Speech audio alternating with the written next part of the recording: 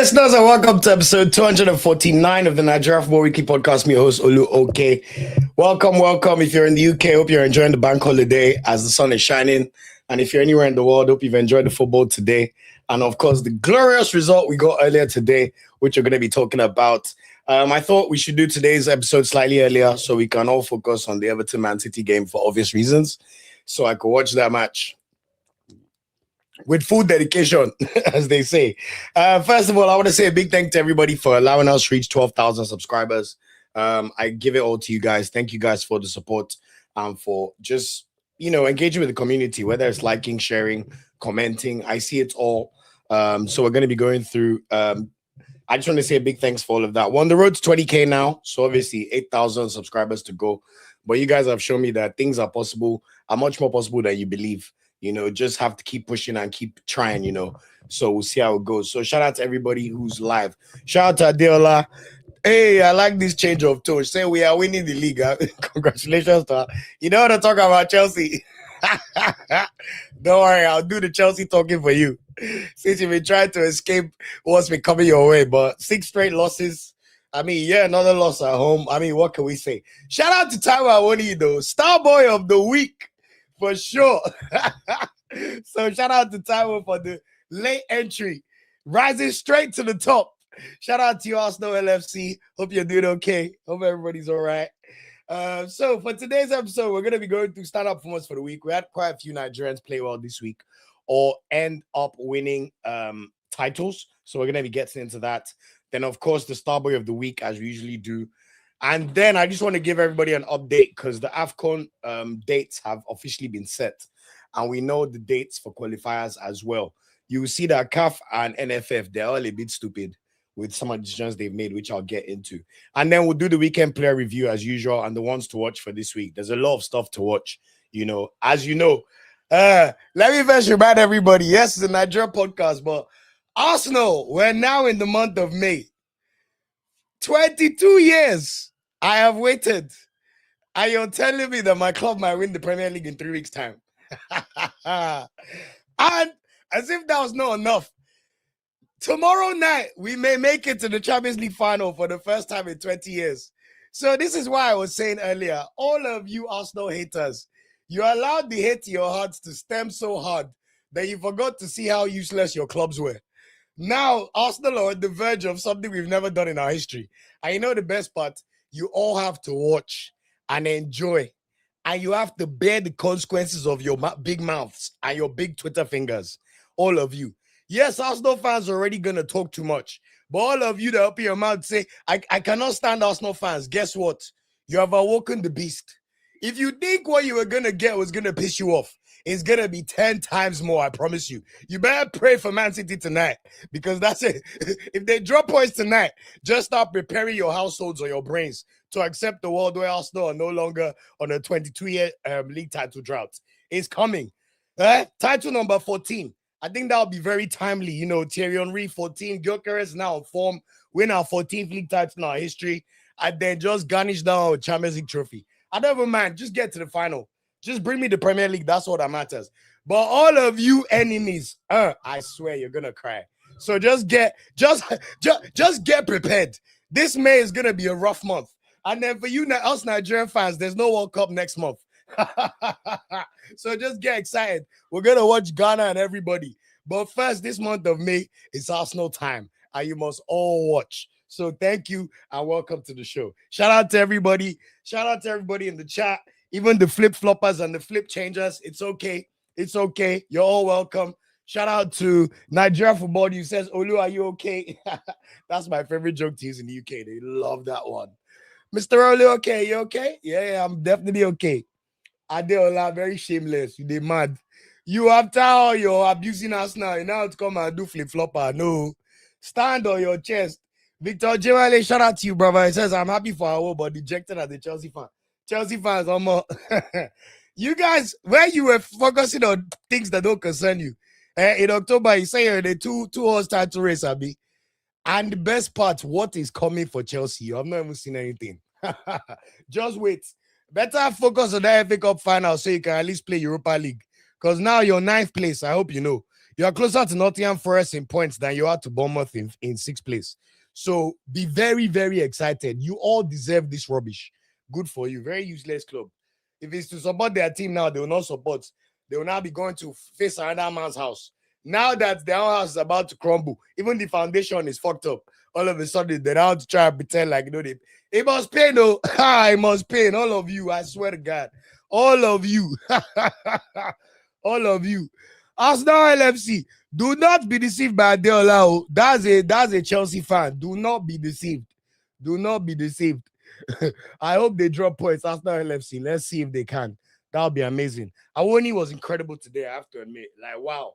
And you have to say, with the way he performs, I would also admit that in terms of the pecking order for the Super Eagles, when you see the way other players are performing, Taiwo Awoniyi is definitely in the top 4 or 5, at least based on how he's performing right now. So it's quite interesting. No, the dragging is not too much, Victor Jewale. Trust me. This Adeola that is acting like an Arsenal fan. Trust me, I know what my eyes have seen. So it's only right. Everybody must collect water. Because when it's time to open your mouth, like Nigerians, one thing Nigerians love to do, we can talk without having clarity or having the background information. We just like to talk. So it's good. After all the talking, it's now time for me to talk. And you know me, I can talk. So I have to press the issue very well. So just get started. We're just getting started with you. Don't worry. Adeola, don't change you. Don't change mouth. Da Vinci, good to see you, my brother. Da Vinci said, greetings, Olu. Congrats on the 12K. The road to 20 continues. We'll be there. Thank you so much, Da Vinci. Always good to see you. And you already know me. I'm a big fan of everything you say. So shout out to you, my boy. Da Vinci says, the Zadok fan club is here. Yes, so any news for our golden boy? I have news on Zadok Yohanna. And I can also confirm this Sunday, I will be going to Stockholm to watch Zadok Yohanna's next match in the AFCON. So they're playing against Jorgendens in a Stockholm derby. And Ike have been kind enough to give me a photojournalist pass. So I'm going with my brother and Tolu. We're all going to take the day out and go watch Zadok Yohanna. I can't confirm if I'll be able to interview him yet or not, just because we're only going for one day. I have to get back to work the next day on Monday. Now we're back in full-time employment, so we have to balance these things well. But I will be going to Stockholm, and I'm going to do a match day vlog, just like I did for the Fenerbahce and Galatasaray one. Shout out to all the Galatasaray fans. I know that video got over 6,000 views. I'm sure a lot of it was Galatasaray fans. All I would say to the community is, please watch the Zadok Yohanna videos when they drop. I know sometimes people have different interests in different content, but the more you support, the more energy and more flow we get to make these trips and take the effort and go down, So that's just one thing I wanted to say. But yes, I will be going to see Zadok Yohanna's next match. So very excited to see how he performs. And it's quite timely that he scored a goal yesterday. So we'll be touching on that in the standout performers of the week and what's next. Exactly, they should stay. They deserve the dragging very well. All right. As I said, we're all trying to watch the match between City and Everton. So I'll try and keep today as concise as possible. But I hope everybody had a great weekend. Hope everybody enjoyed all the football. Obviously, I hope you enjoyed Arsenal's dazzling performance. I'm sure the haters and the ops are ready to see Arsenal struggle. But, the god of Arsenal said, no way. Da Vinci said, me as a Man United fan, Amorim is the first and only former coach I wish failure in his future endeavors. I look forward to watching any team he coaches except the Super Eagles, God forbid. Honestly, even me as an Arsenal fan, especially with his treatment of Kobe Mainoo, I could not understand it. And Amorim was so sure that Mainoo could not do a job. And we're like, bro, this guy started in the Euros final. Stop acting like he's some bummy striker, So I'm glad to see the change slightly. Me, I like when my ops are also good and we can battle. My United fans, they're doing the typical thing after they win 2 games where they get too excited. Yeah. And then all of a sudden they're like, next year we're going to challenge for the league. Everybody come over to this side. You think it's easier? Because it's us now, we're the media's favorite name on everybody's lips. You think it's easy? When we're 8th and teams finished worse than us, they didn't clown them. The worst we ever dropped was 8th. I've seen teams go far beyond 8th place. In fact, double 8th place. We not had the same smoke. When Arsenal was finishing 4th, they claimed top 4 was not a trophy. Now I'm watching my United fans be exalted and excited that they're making the Champions League. If you see their post on social media, even as a club, they're so excited to be playing champs. Meanwhile, the daddies of the people that have now been back in Champions League 3 years, 1 quarter-final, 1 semi-final, and by God's grace or inshallah, depending on your religion, Arsenal will then play final. In our first 3 years back in the Champions League, So everybody you must collect. And honestly, I'm looking forward to living in a city where my team is the champions and everybody bows down and kisses the ring. Because honestly, you all deserve to kiss the ring. It has been enough. The amount of lamba and nonsense I've seen in my life. In fact, where's my Thierry picture? How come I Osimhen, let Ori show? Yeah. Let Thierry show. Let them know. Because no more games with these people. In the midst of suffering, somebody's still trying to crack joke that a Chelsea fan. You see what I tell you that these people were Adela, when I'm done with you people. Oh my god. You will never in your life talk bad on Arsenal in your life. Nigeria football news. Lookman and Arsenal can move forward. Arsenal can win the match tomorrow by 3-1. Lookman can score 1 goal. Have a good Champions League campaign. He has already done enough to show Atletico that he's repaid the fee and he'll go again next year. But for this year, I need my team in the Champions League final. Good luck to Lookman. We'll see you next year. We'll see you against Portugal and Poland, my bro. God bless and good luck. All right, let's get the show started. Startup performance of the week. Honestly, we've had a bouncing week of Nigerian footballers just being active and performing supremely well. Nathan Tella! Guys, Nathan Tella is one of the people, you people know me, I always champion Nathan Tella on this channel. And there's so many reasons why. You can see it in his recent play in the last few weeks since he recovered from his long-term injury. He's been starting every game for Leipzig, playing both as a left winger and a right winger. Just depends on the match and what the match needs. And also, he's playing in both positions very well. On the counter-attack, if you see this last match, Nathan Tella breaking through the lines, literally counter-attack, his speed is phenomenal. The amount of times he broke the offside trap and created a chance was amazing. If you see his first assist for Patrick Schick, the press of mind, he received the ball for Ibrahim Maza. Ibrahim Maza passed the ball to Nathan Tella. One touch before the opponents could even think Cologne, he laid the ball on a plate for Patrick Schick to slide the ball into the net. As if that was not enough, he had another chance on the counter-attack where he ran about 50 meters and was very unlucky just to see the ball go past the post. But the goalkeeper made a great save. And then if you see his finish, it was his first Bundesliga goal of the season. And I was so happy for him. A indirect free kick came in and Nathan Tella beat the offside trap and used his left foot to stab the ball home to make it 2-0 on the day. Mind you, they did this against RB Leipzig. RB Leipzig are currently third in the Bundesliga and had previously been on like a 5-6 game winning streak. So what a fantastic performance from Nathan Tella at Bayer Leverkusen.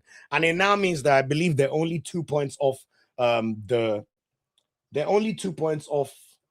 Champions League spots. I think they're only 2 points off Stuttgart in 4th place now.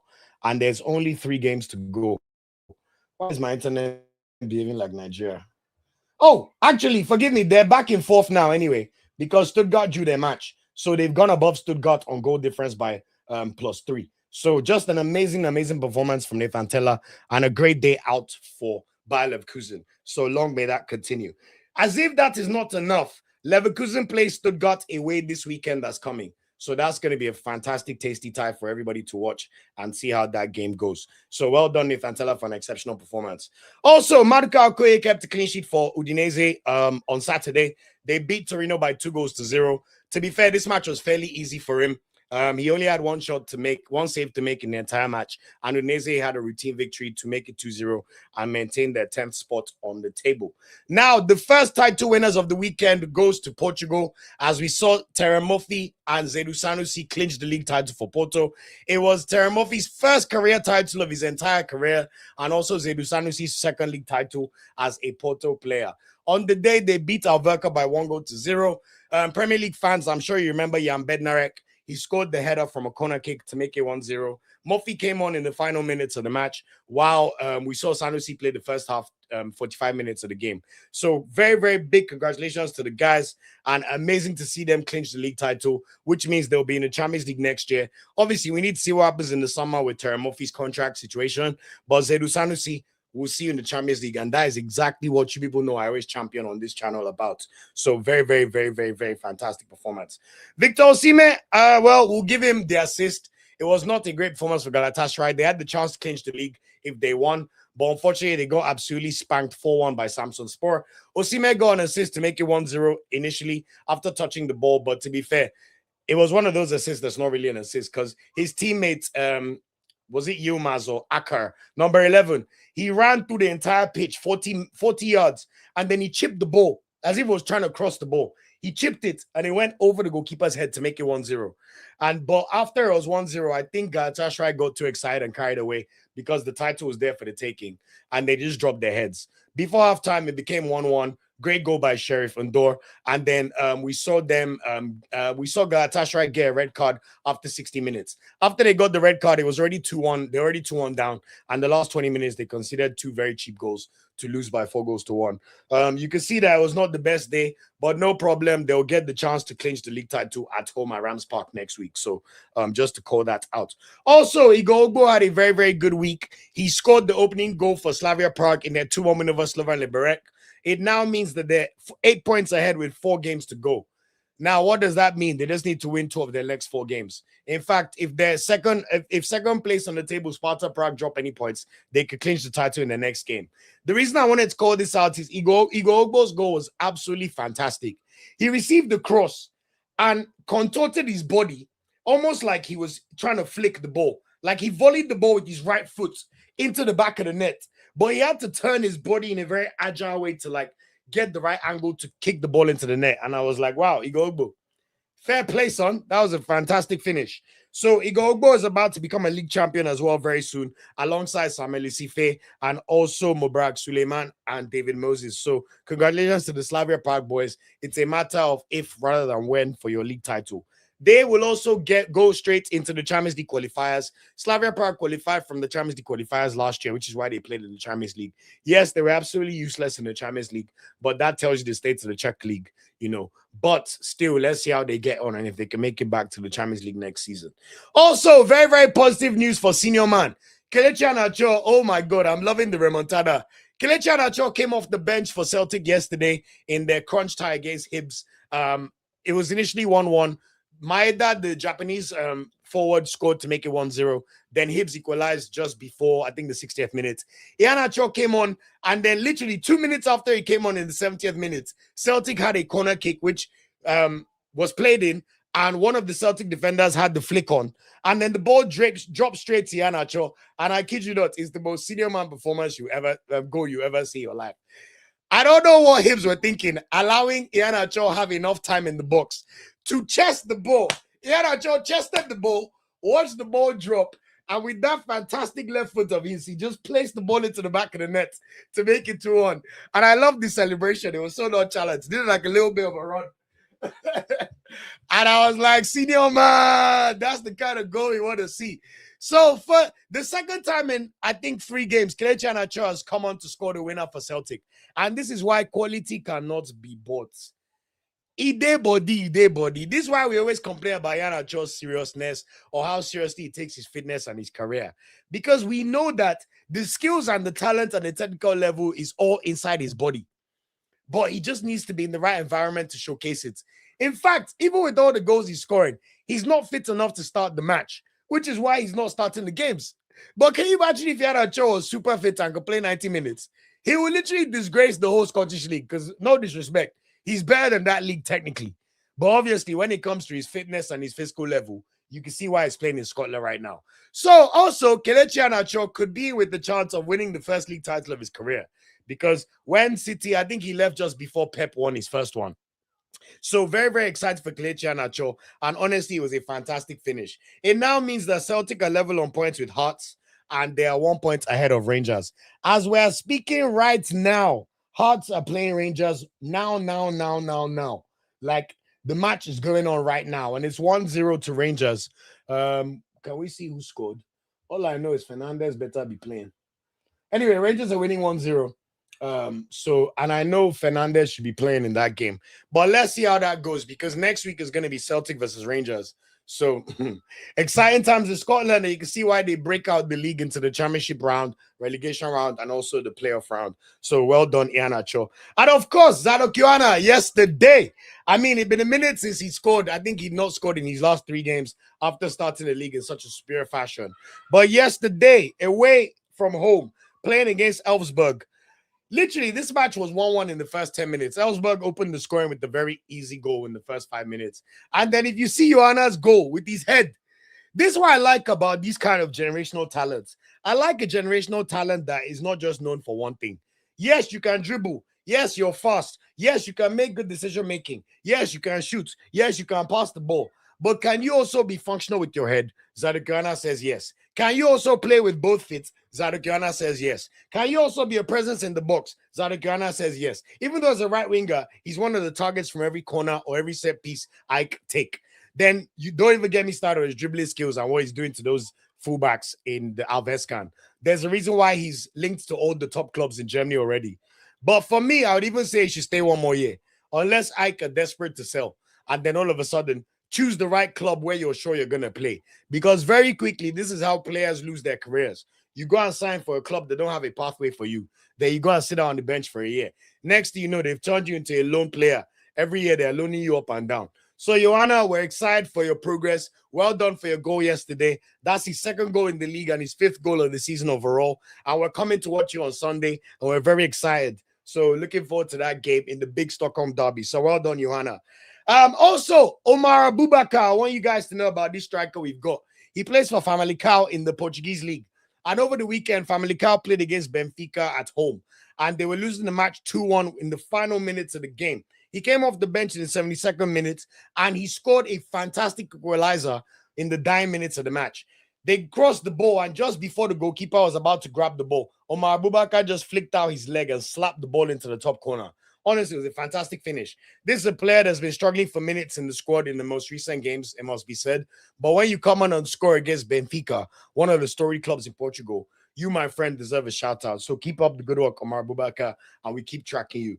And then finally, the number one standout player of the week literally performed this miracle just 3 hours ago. Taiwo Awoniyi. Oh my God. What a guy. What a human being. What a footballer. Chelsea thought they were going to have it easy and steamroll Nottingham Forest because they're resting their players. As if it was not worse enough. Nottingham Forest changed their entire team. Taiwo Awoniyi is not even registered for Europe. And yet they played Taiwo Awoniyi. Obviously, they played Gibbs White because Gibbs White has to play. But you get the point. Martels had to play. And very, very quickly, what did Taiwo Awoniyi do? Oh, my God. That Buaka kid, Buaka, that winger. Oh, my God. He had Cucurella on toast. Oh, my God. Oh, my God. Chelsea fans, you guys don't like Cucurella anymore, right? First few minutes of the game, 2 minutes into the match, Buaka plays a fantastic cross. Look at Taiwo Awoniyi. You see why Taiwo Awoniyi stays in the gym. That man is strong and agile. See the leap of the man. Perfect cross. He just gets the separation from Adaraboye and that useless defender. Is it Cowell? And look at the fantastic header he places right past Sanchez to make it 1-0. Honestly, I was so happy for Taiwo Awoniyi. I was about to go on my run. Every time I see Awoniyi score, I'm so excited for him, honestly. And it was 1-0. As if that was not enough, Taiwo Awoniyi said, I'm going to show you people Shege today. He then won a penalty. Same identical moves. Buaka with a cross. Who touches him? Was it Malo Gusto? Very stupid. Chelsea are just stupid, man. Just grabs Awoniyi for no reason. Awoniyi falls on the floor. Awoniyi probably could have taken the penalty, but we know Igor Jesus just had his baby. And to be fair, Igor Jesus takes penalties after Gibbs White. So Igor Jesus dispatched it to make it 2-0. And as if that was not enough, in the beginning of the second half, Gibbs White is my favorite player outside of the top 5 teams. We're not saying top 6 anymore. Fuck Tottenham. Although maybe we'll say top 6 and add Aston Villa in there. But Gibbs White is my current favorite player in the Premier League. I'm telling you, outside of the big boys. This guy plays like he knows how good he is, and he knows that he is him. It's like when you're listening to Ashake's new album, and you're just like, forgiveness. You know that you're just a superstar. Like, when you hear Ashake's album, you hear the melody and the beats, you can tell this is a man that is living life well. You can tell he's living in LA, in Cali. You can tell that the sunshine was slapping his neck as he's making the album. That's how Gibbs White is playing right now. Gibbs White is playing like every match on the pitch. He's just there to demonstrate his skills and how good he is of a footballer. And honestly, that was the case. Look at the fantastic defense splitting pass they played to Gibbs White. All of a sudden, it took out the entire Chelsea defense. And I already timed his run to perfection. I initially thought it was offside. But VAR and technology confirmed that he was on. And then there you know, Taiwo Awoniyi made it 3-0, scored his second goal of the game. And that's how Nottingham Forest were 3-0 up. Fair play to João Pedro. At least he gave me some FPL points by scoring a fantastic bicycle kick. Chelsea's first league goal in 6 games. That's how bummy and useless those guys are. But what a performance from Taiwo Awoniyi. And to now add to it, he was named player of the match. I just loved seeing everything from Taiwo Awoniyi today. And it now means that Nottingham Forest are pretty much done and dusted when it comes to Premier League safety. I mean, that was a huge result that we cannot overemphasize.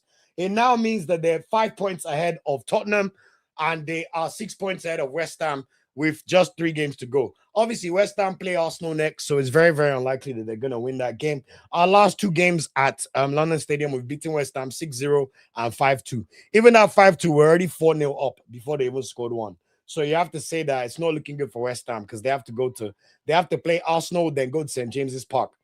But Nottingham Forest, they can now focus on their crunch tie on Thursday. They've got a 1-point lead. They've won 4 of their last 5 games. Vitor Pereira has them firing on all cylinders. Obviously, they'll be feeling pretty good about going to Villa Park, especially with Villa's erratic form right now.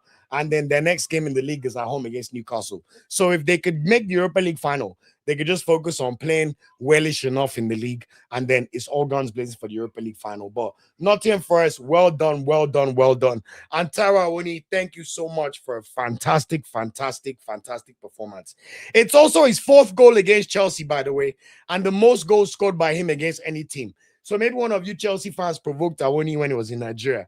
So yeah, keep it up anyway. And also, today was his 100th appearance for Nottingham Forest. So shout out to you, Taiwo Awoniyi. I mean, what a day when the stars just align. And we give glory to Baba J for a fantastic performance for him on the day. So that's it for the standout performance for the week. As a result of the standout performance of the week, I think this week's Starboy of the week pretty much picks itself. In the bronze medal, drum roll, please. Bronze medal this week is going to be shared by 4 players just because there's a lot of shining going on. So Zadok Yohanna for getting back to scoring ways and scoring with his header again. Obviously, he's the new shining light and hope of Nigerian football, and I look forward to seeing him fulfill his promise. But getting back to scoring ways and getting the equalizer for Ike in their game yesterday against Augsburg, you get a share of the bronze medal. Also, Igor Ugbo for your fantastic opening goal for Slavia Prague, your 2-1 win over Slovan Liberec, which keeps you 8 points ahead of second place, 24 games to go, as you charge towards yet another league title for the Czech Republic champion Slavia Prague. Well done. Also, bronze medal must be shared by winners. Even though Terry Murphy did not play yesterday and Zedu Sanusi only played 45 minutes, they are officially champions of the 6th toughest league in Europe. That is no easy achievement whatsoever. So Terry Murphy, congratulations for the first title of your career, and Zedu Sanusi, congratulations for winning your 2nd league title for Porto and for fighting your way back in the start lineup and being the trusted starting left back for Francesco Farioli. If Francesco Farioli plays you as your starting left back, it means you must be a good player. So we're looking forward to seeing those performances show up when you wear a Super Eagles jersey next. So congratulations. And then finally for the bronze medal, also Kelechi Iheanacho gets a share of the spoils, coming on in the 70th minute and 2 minutes later scoring the winning goal for Celtic as they push towards yet another league title with a fantastic senior man finish that I urge everybody to go and watch, and it just gives senior man vibes. So all 5 of those players share the bronze medal. Silver medal this week has to go to Nathan Tella. After coming back from injury, he's now forced his way back into starting every minute and playing almost every minute for Leverkusen. Has been fantastic both as a left winger and a right winger. Last week, we know we got an assist from the left wing in Leverkusen's match. But then over the weekend, to get a goal and an assist, a fantastic finish with his left foot and a fantastic assist for Patrick Schick, and just play an all-around amazing game for Leverkusen against a top team like RB Leipzig, who are currently 3rd in the league, to push your team back into the Champions League places, which is where you belong. Having played the last 2 years in the Champions League, it will be good to see Nathan Tella back in the Champions League for a 3rd season. So Nathan Tella, you get the silver medal of the Starboy of the week. But gold medal of this week, I've just finished glazing him. It can only go to one man and one man only. Taiwo Awoniyi. Congratulations for your stellar performance, scoring 2 goals earlier today, winning a penalty as Nottingham Forest thrashed the living daylight out of Chelsea by 3-1. He was named player of the match on his 100th appearance in Nottingham Forest, and he's now scored his 4th goal against Chelsea, which is the most goals he's scored against any other opponent. For your resilience, for you fighting even when you were injured, even when you were not named in the European squad, your motivation and your great vibes that's kept you around the squad, and you can see the love all your teammates have for you. And then to now come back and be performing on this big stage and delivering big performances for your team. the ultimate team player and an ultimate marksman for the weekend. So Taiwo Awoniyi, thank you for your goals earlier today. And you, my friend, are the Starboy of the week. Congratulations to you and keep shining and flourishing. In fact, I think we should see Taiwo Awoniyi in the June friendlies based on the current performances of our strikers. So big well done to Taiwo Awoniyi. Before I go through the comments, let me just quickly give you guys an update on AFCON. Actually, let me go through the comments first here before I do that.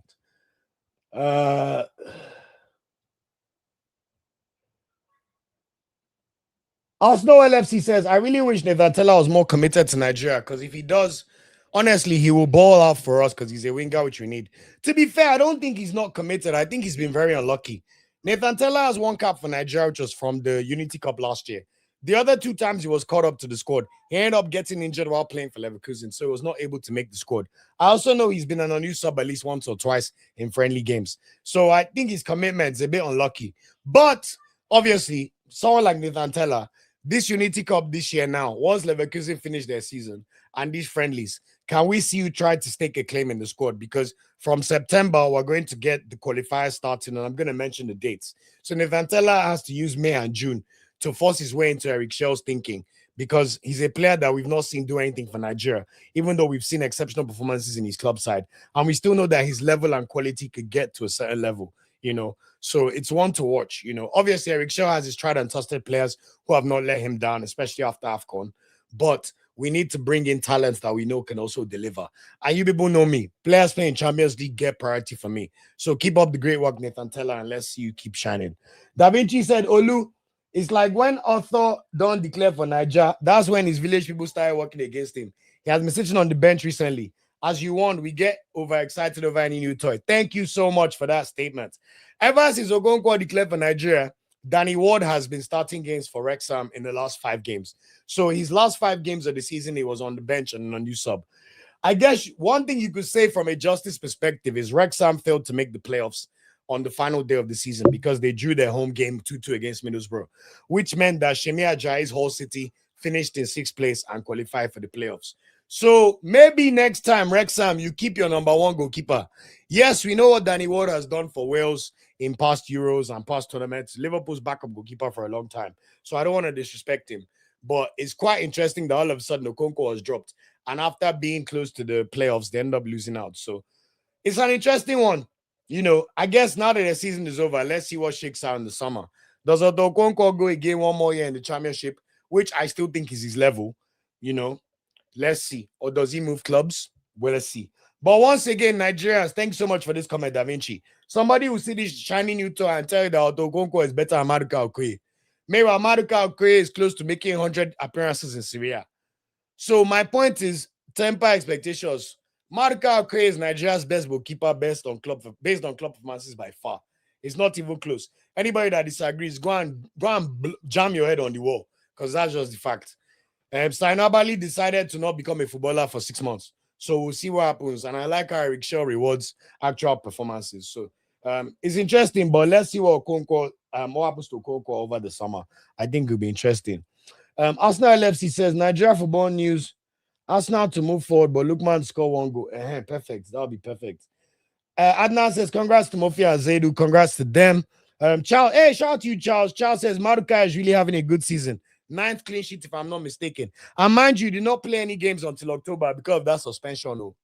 So very impressive. Charles, good. Now people are coming with the truth. He says, I look, he wants us now to win the league. Adnan says, the Scottish Touch race is exciting. Very exciting. In fact, if I finish this on time, I would like to catch the end of that game. I'm having hiccups. Arsenal LFC, Mr. Alu, would you take senior man Kelechi back to senior Super Eagles squad? Not right now. Let him continue playing well. Let him play some more games, end up with the title. I think whether I like it or not, we know that Osimhen and Akko and Onuachu are ahead of Kelechi right now. So those 3 are the given 3. And then I can't lie to you. When you see what Teremofi and Awoniyi are doing right now, in my opinion, they're number 4 and 5 right now. And that's even not counting William Oshula, who we heard the Super Eagles have approached. If Oshula comes to Nigeria, you know he scored over the weekend yet again. I think Oshula could easily become one of our 4 rotated players, especially with his age, the way he's performing now, and the fact that even though people seem to think he's raw, he's definitely developing at an incredible rate. We still have the likes of Boniface, Oban, Ileni Kena, Aroko Dare, Sadiq, Iheanacho, Deserts, but none of them are putting up the kind of cheese that will make you be like, oh, we must speak to them right now, if that makes sense. So I think it's an interesting one. But I think Iheanacho still has a way to go before he comes back to Super Eagles. And also, will Iheanacho press? Eric Shell likes pressing machines. I can't see Iheanacho pressing, no. But obviously, he's a useful member of the squad. But I think sometimes it's also okay to say, bye-bye, thanks for your contribution, but it's time to move forward. There's a reason England send players like Welbeck, Dele Alli. Every player has their shelf life for the national team. I still think it's not everybody that does well. It's why I always laugh. I saw somebody put on Twitter that some player was playing well in the Bulgarian league and he should come and play for Nigeria. Like, the Super Eagles look like some charity case. Not everybody that will come back. But Iheanacho, let's give him time first and we'll see. Da Vinci says, Olu, if Nigeria was going to the World Cup, do you think Sinoma would have made a late dash to the squad? He seems to be on the Welbeck resurgence. I think if we took only to be fair, with our forward formation, we take 5 attackers. He may have made it as the 5th attacker, but I think he would have struggled to make the squad. Osimhen, Ako, and Onuachu would already go. And then, as I just said, you now have Teremofi and Awoniyi who are pulling up trees right now. So I can, with all due respect, Kelechi, you started your Super Eagles career amazingly well for the first 2 years, but we know what you have become over the past 5 years. So I would say no for me personally. Arsenal LFC says, our own Nigeria Starboy Zadok, I pray he keeps us performances going forward so he can ball out in Nigeria. Amen, amen, amen. Da Vinci said, please, Olu, if you get the chance to interview Zadok in any form, can you ask him if he has any mentors guiding him at such a young age? We don't want a Renan Sanchez bomb, God forbid. Thank you for that question. I'm actually going to collate my list of questions just in case. Even if I can go to the mix zone and interview him after the game, I'll do my best. But good to have that question. And I want to see how serious he is and just the focus on himself and his career. That's really what I'm trying to see. I really understand the hype in Stockholm because for a player at that level, from Nigeria, we might look at it as Swedish league. But Stockholm is the biggest city in Sweden. It's literally the home of IKEA, Spotify, all of these big companies from Sweden. And if you're the star player for the biggest club in Stockholm, in Sweden, his name must be ringing bells. So I want to go and observe the atmosphere for myself and see what's going on. So we'll see. Thanks for that question. Victor Jewale saying, a game we lose. No, not big game you lose. Oh, we know you kill people. Oh. No, Chelsea, don't do that. Oh, no, no, no, no, no, no, no. You people open your mouth. Ask members of the chats. They can vouch for me. All the Chelsea fans in this chat, see that they're running their mouths. In fact, the Shewe, that one will even come online and be giving me lamba and parables. Meanwhile, your club is so useless, all of you. No, it's not enough. It's not enough. I promise you, we're just getting started. Let's win the league first. Let me win the league. And then God help you, let me win the Champions League. And I hope you guys read that article I sent you guys about Chelsea's financial situation. We will be there. Let's leave it at that. Afriyu, good to see you. Afriyu says, I won't need 2 like latest form. I'm telling you. 49 points in FPL for me without any Chelsea or Forest players. Don't mind that Kopama, that bomb. I took him out of my team immediately after halftime. I brought in Saka. Saka, take me to the promised land, my son. We'll get to that Saka performance. Let me not talk too much. I am coming from the future. Adeola, come on, please. This is not a banter channel. If you don't have anything constructive to say, please. I like banter, but 70% facts, 30% banter. This is not one of those channels for just banter that United Trade will be writing all sorts of nonsense on Twitter every day, and people will be gobbling it up. Please, we're not a banter channel. I take this channel very seriously. We've just reached 12K. Banter small, but please also come with some actual sensible or factual comments, please. Thank you. Adedamola, good to see you. Oh my God, I haven't seen in a minute. I stand by my belief. Awoniyi is the only striker in Super Eagles that is similar to Osimhen. He has strength and pace. I guess you could say stylistically, but similar to Osimhen. That similar is doing a lot of work in that phrase. But I know what you mean by that. Hey, Herman Ikeme, shout out to you, man. He says, enjoying your chat all the way from Minneapolis, Minnesota. Shout out to Minnesota, man. I've been there before in 2014. 2024, shout out to my boy, one of my best friends, Topsy. He lives in Minnesota. In fact, I went to a small town called Chaplin. I was like, America, Nigerians, go to what they call a village in America. You see one village with 20,000 people. If you see the size of the gas station and the houses, you see why Americans are doing well. American village don't be the same as the one they call village. But yeah, shout out to Minneapolis every time, man. And good luck in the playoffs. The Timberwolves are doing all right. I think it's going to be an interesting game against Wemby and the San Antonio Spurs. So thanks for watching. I appreciate you. Shame we're not coming to the World Cup. I'm not going to lie, but I'll be honest. I've gotten over that. No, Victor Joe, there's no peace to read. Daniel, good to see you, brother. Daniel says, "Olu, go and win it. If you don't win, champion, I beg you people, I'm tired of you people. Go and face your 9th place. See their mouths. Who are they to be threatening you? It's like Benin threatening Nigeria. My friend, carry your body away. See them. You've just watched your team lose 7 games. You want to come and be threatening people that are top of the league and far better than you. My friend, go away. It's because we still be aligned. These people have mouths. They think they can talk anyhow. You better. What will happen? You're about to finish 12th. You are telling me you better win Premier League and champion. Chelsea fans, you people. Hey, I'm not playing with you people again. Don't worry. The dumbest of the dumbest. Nonsense. If you don't win, you hear. You hear from you. What will you say? Oh, you finished second. We finished 12th. Oh yeah. Handshake. Rubbish. Adela said, I had Awoniyi is not interested. I beg, that cannot be possible. How can Awoniyi not want to play for Super Eagles again? That's not possible. LV, shout out to you, my brother, man. Yeah, man, I think Awoniyi should come in summer for sure. Adela says, there a chance we can get Ghana in our group for AFCON qualifiers? It's very unlikely because CAF have confirmed there's going to be 12 groups for the qualifiers. So basically, the top 12 countries in Africa will all be seeded number 1. Even though Ghana are very useless, I still think they're in the top 12. Unless they've really dropped beyond measure. That's actually a great thing to check. And to be fair, in the World Cup, if they win one match, if they beat Panama, that should do their rankings a world of good.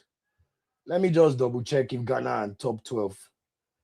Morocco, Senegal, Nigeria, Algeria, Egypt, 5. Cote d'Ivoire, Tunisia, Cameroon, Congo, Mali. So that's 10. Wait, Ghana are not in the top 12. Wait, South Africa 11, Burkina Faso 12, Cape Verde 13th, Ghana 14th. Wow! Ghana are ranked 14th in Africa and they're going to the World Cup. Wow. So, yes, Adela, to answer your question, hey, I like that question. You see, that question is something that is constructive and we have a good answer. So we could be in Ghana's group. But unfortunately, CAF have confirmed the top 2 teams will qualify for the tournament. So, for some reason, CAF are very stupid. They're increasing AFCON to 28 teams. So there will be 7 groups rather than 6 groups. I don't even know the way those ones think, man. So instead of round of 16, it will now be what? It will still be round of 16. Top 2. Then the best 2 third-place teams. Okay, maybe there's some logic in it, but I'll get into it, Sha. Anyway, shout out to Adela for that question. I appreciate it. What else do we have? Charles says we have to take care of Zadok Yohanna no matter what. I agree. And this is why I don't want people to get too excited yet. Let's allow him develop properly. The boy is literally 19 years old or 18, so let's see how it goes. LV says Okoye is our number 1 right now. I mean, that's facts. Anybody that wants to argue, they can argue with the wall. Charles says NFF incompetency is the reason why any club in Europe can disrespect our players. Why stop Okonkwo from playing because he switched allegiance? I would like to think that Wrexham are not that silly. Like, they wouldn't not play a goalkeeper because he switched allegiance. That sounds crazy to me. Like, I can't see that angle at all, to be honest. I can't. Danny Ward's a very good goalkeeper, as I said. Maybe they just felt they need to make a switch at the end of the season. Charles says, will you please do a video about the reform for our football footage? Charles, I begged you every week for the past 6 weeks to send me an email. Have I received the email? I will do video, but I need the information. I cannot do a video without information. That's why you see me. I always have my iPad. Yes, I freestyle a lot, but I need information. What is the video about? Who are we trying to call out? This is why I've asked for information on the detailed who is in the NFF, what are their positions, when are the statutes, when is the election, what can we do, what are they currently trying to do to change the statutes? Give me information I can work with, bro. Me, I'm invested. I want to make a video, but I need help.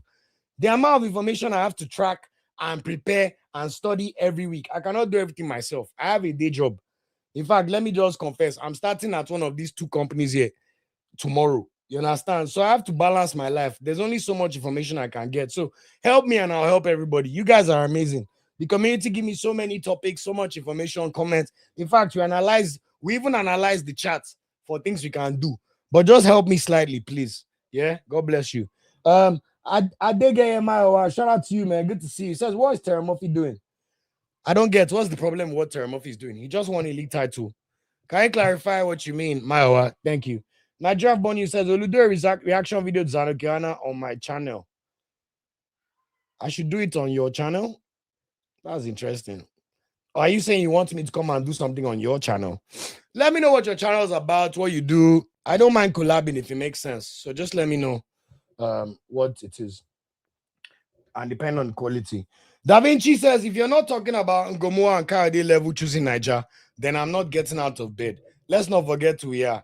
Even if Tammy could switch nationality, we'll barely make unity team. Thank you very much. Is what I always preach on this channel. Niger, we know small. It depends on the kind of talent level you are that you can make a change to our team.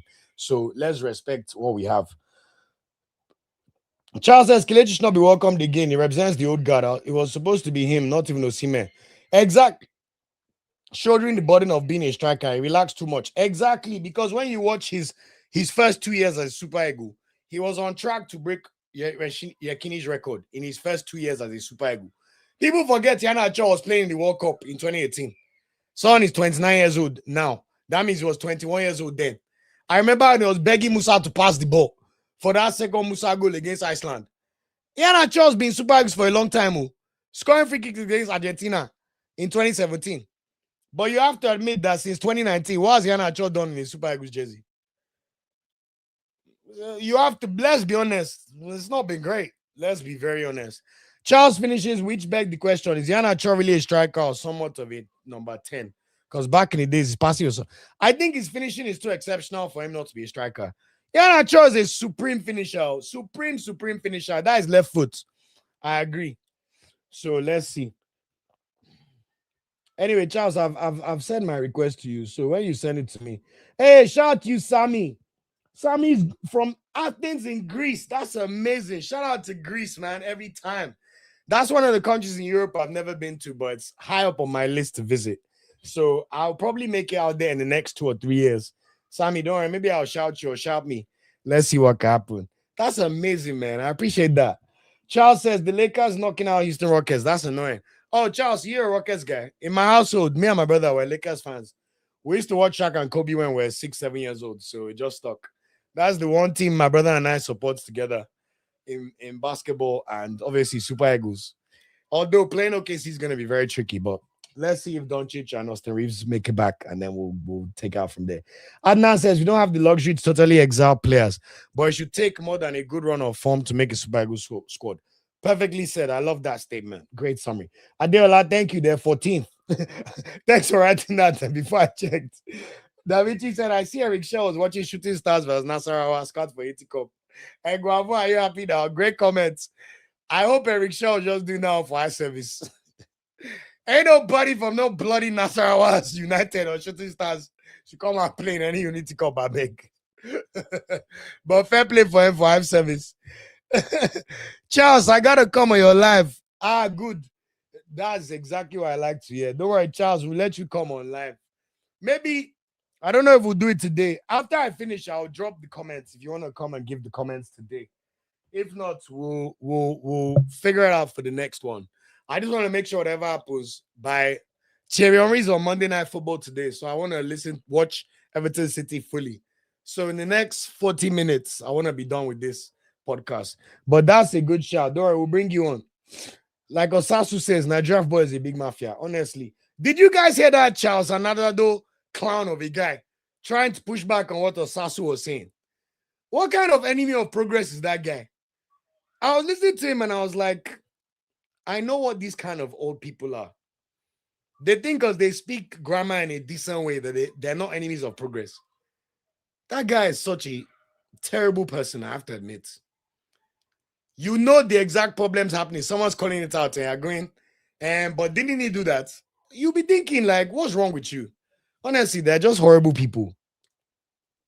Tosi Bayer is not coming to Nigeria. I think that one is fake news, man. Like, forget that guy, man. Like, honestly, forget that guy. Let's stop wasting our energy on him. Exactly, LV. Iheanacho is supposed to be our number one for sure. Samuel Ugoji, shout out to you, man. Good to see you. It's really sad that 14th place Ghana and Africa qualify for World Cup over us.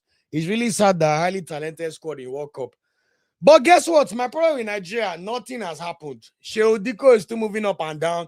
Did you see that useless NFL president taking selfie from FIFA Congress in Canada? So he could fly himself and his Azaman to Canada.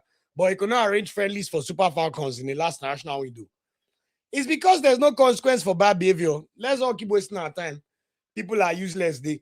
Even our coach now has confirmed that he will see out this contract. Where is Eric Shell's renegotiated contract? Sure, you know his contract expires in January next year. But the same people that should be renewing his contract after doing a fantastic job, they were leaking his contract demands, trying to get low lives of Nigeria to go against the coach. So let's keep looking. If we like, let's be sad about it. Whether I like not, Ghana are going to World Cup. They will be there. Can you imagine everything that could have happened to Nigeria going to the World Cup? By now, I'll be wearing Super Eagles jersey. I'll be telling you about my plans to enter America. So the pain must be felt. He who does not hear must feel, as the Caribbeans say. We must feel the pain. World Cup is less than 6 weeks away. Very good. The pain must be so harsh. When you see Gusau and Pinnick posting picture from America, let it annoy you so much that you feel like slapping them. Yes, then maybe we'll see change. Because some of us be wasting our speed every day, talking into the camera, and nobody will do anything. Don't worry, let's all keep working. It's all good now. It's all good. It's all good. Nigeria football news says, Olu, many people are saying Super Eagles should incorporate. I'm not listening to that. MPFL players, get the fuck out of here. At the end of the day, your national team is based on the pool of talent you have. The best talent you play. Left back, right back, center back, goalkeeper, defensive midfielder, central attacking midfielder, left wing, right wing, second striker, attackers. There is no MPFL player that is in at least the top 6 for each position of Nigeria. And I can guarantee you, I have the pool of players list. I have it all myself. I track it every week. Not one MPFL player is good enough to be in the Super Eagles squad. If you wish we were the scorers of Benin, or Gambia, or Sao Tome and Principe, or those kind of countries, or Kenya, or Tanzania, no problem. They can incorporate their local league. When you go and improve the league, then we can talk. Your league is wallowing in 12th place in Africa. Very, very useless, depalitated league. Nobody can even watch the league on TV. You don't have TV dues, you don't have sponsors. You don't even treat the league with any respect. And you are now demanding players from this so-called league to come and play in Super Eagles. Are you people all stupid? I've never had a more annoying and disingenuous argument in my life. Oh, use the national team to platform your league. Every other national team that platforms their league that is of a certain quality of Super Eagles or higher, it is because the league is fucking good enough. Ronaldinho won a Copa Libertadores playing for Brazil in the Brazilian league. When last did you see a Nigerian team enter CAF Champions League? Rivers United entered it this year. They lost all their games. They were the first team to make the CAF Champions League in 8 years from Nigeria. And this same MPFL, we should now collect players from there to come and do what? To come and do what? Serious bigots. Every time I hear this statement, it boils my blood because it makes no sense. Football is one of the most objective things we all watch. It's based on facts. You play well, you get rewarded. What do they do in MPFL to get reward for Super Eagles? You say we should be platforming our league. Do Nigerians platform the league? Do you watch the league? None of us watch the league. You now be claiming that we should be like, look at South Africa, look at Egypt, look at Morocco. I went to watch Nigeria train in Raja Casablanca pitch. Raja Casablanca's training pitch is better than every pitch in Nigeria. You're telling me MPFL, call MPFL ni. Rubbish. Please, nobody should mention MPFL again for me. Nobody should mention that useless league again. Rubbish. Arsenal LFC, Mr. Olu, give us a small brief of what you think of Nigerian players in South Africa. Honestly, look, social media amplifies things. Most people are smarter than this. It is clearly a big issue in South Africa because when you see some of their bigoted ministers saying rubbish, but it's the same way in England. We have reform peddling nonsense about racism every day, and everybody's acting like they're all right. I would like to believe that the elite of society, or at least the middle class and upper class ones, are not engaging in such bigotry. But I think that's slightly wild because we also have to remember South Africa are not used to integrating. This is a country that had apartheid end in 1994. That's literally just over 30 years ago. So they don't know how to integrate in any way, shape, or form. And you see it in their society. Every time I met a white South African in England, they know nothing about black South Africans. They don't know anything about Kwaito and Mapiano. In fact, I remember working with one South African white baby in one of my old jobs. I was looking at her that, does she even know DSTV? Will she know who Mendoza is and what Kwaito music is? So this is a country, at least England, look how we all integrate this London. If I go downstairs and I play Ashake, I might see one Polish woman start shake her bum because they feel the Ashake vibes. South Africa is not like that. And then unfortunately, when you weaponize poverty and lack of education, like in a place like South Africa, where 80% of all their wealth is owned by 8%, which is the white people, how can you survive in a country? That just brings tensions and hatred. But of course, these same white people are the ones that oppressed them for over 100 years.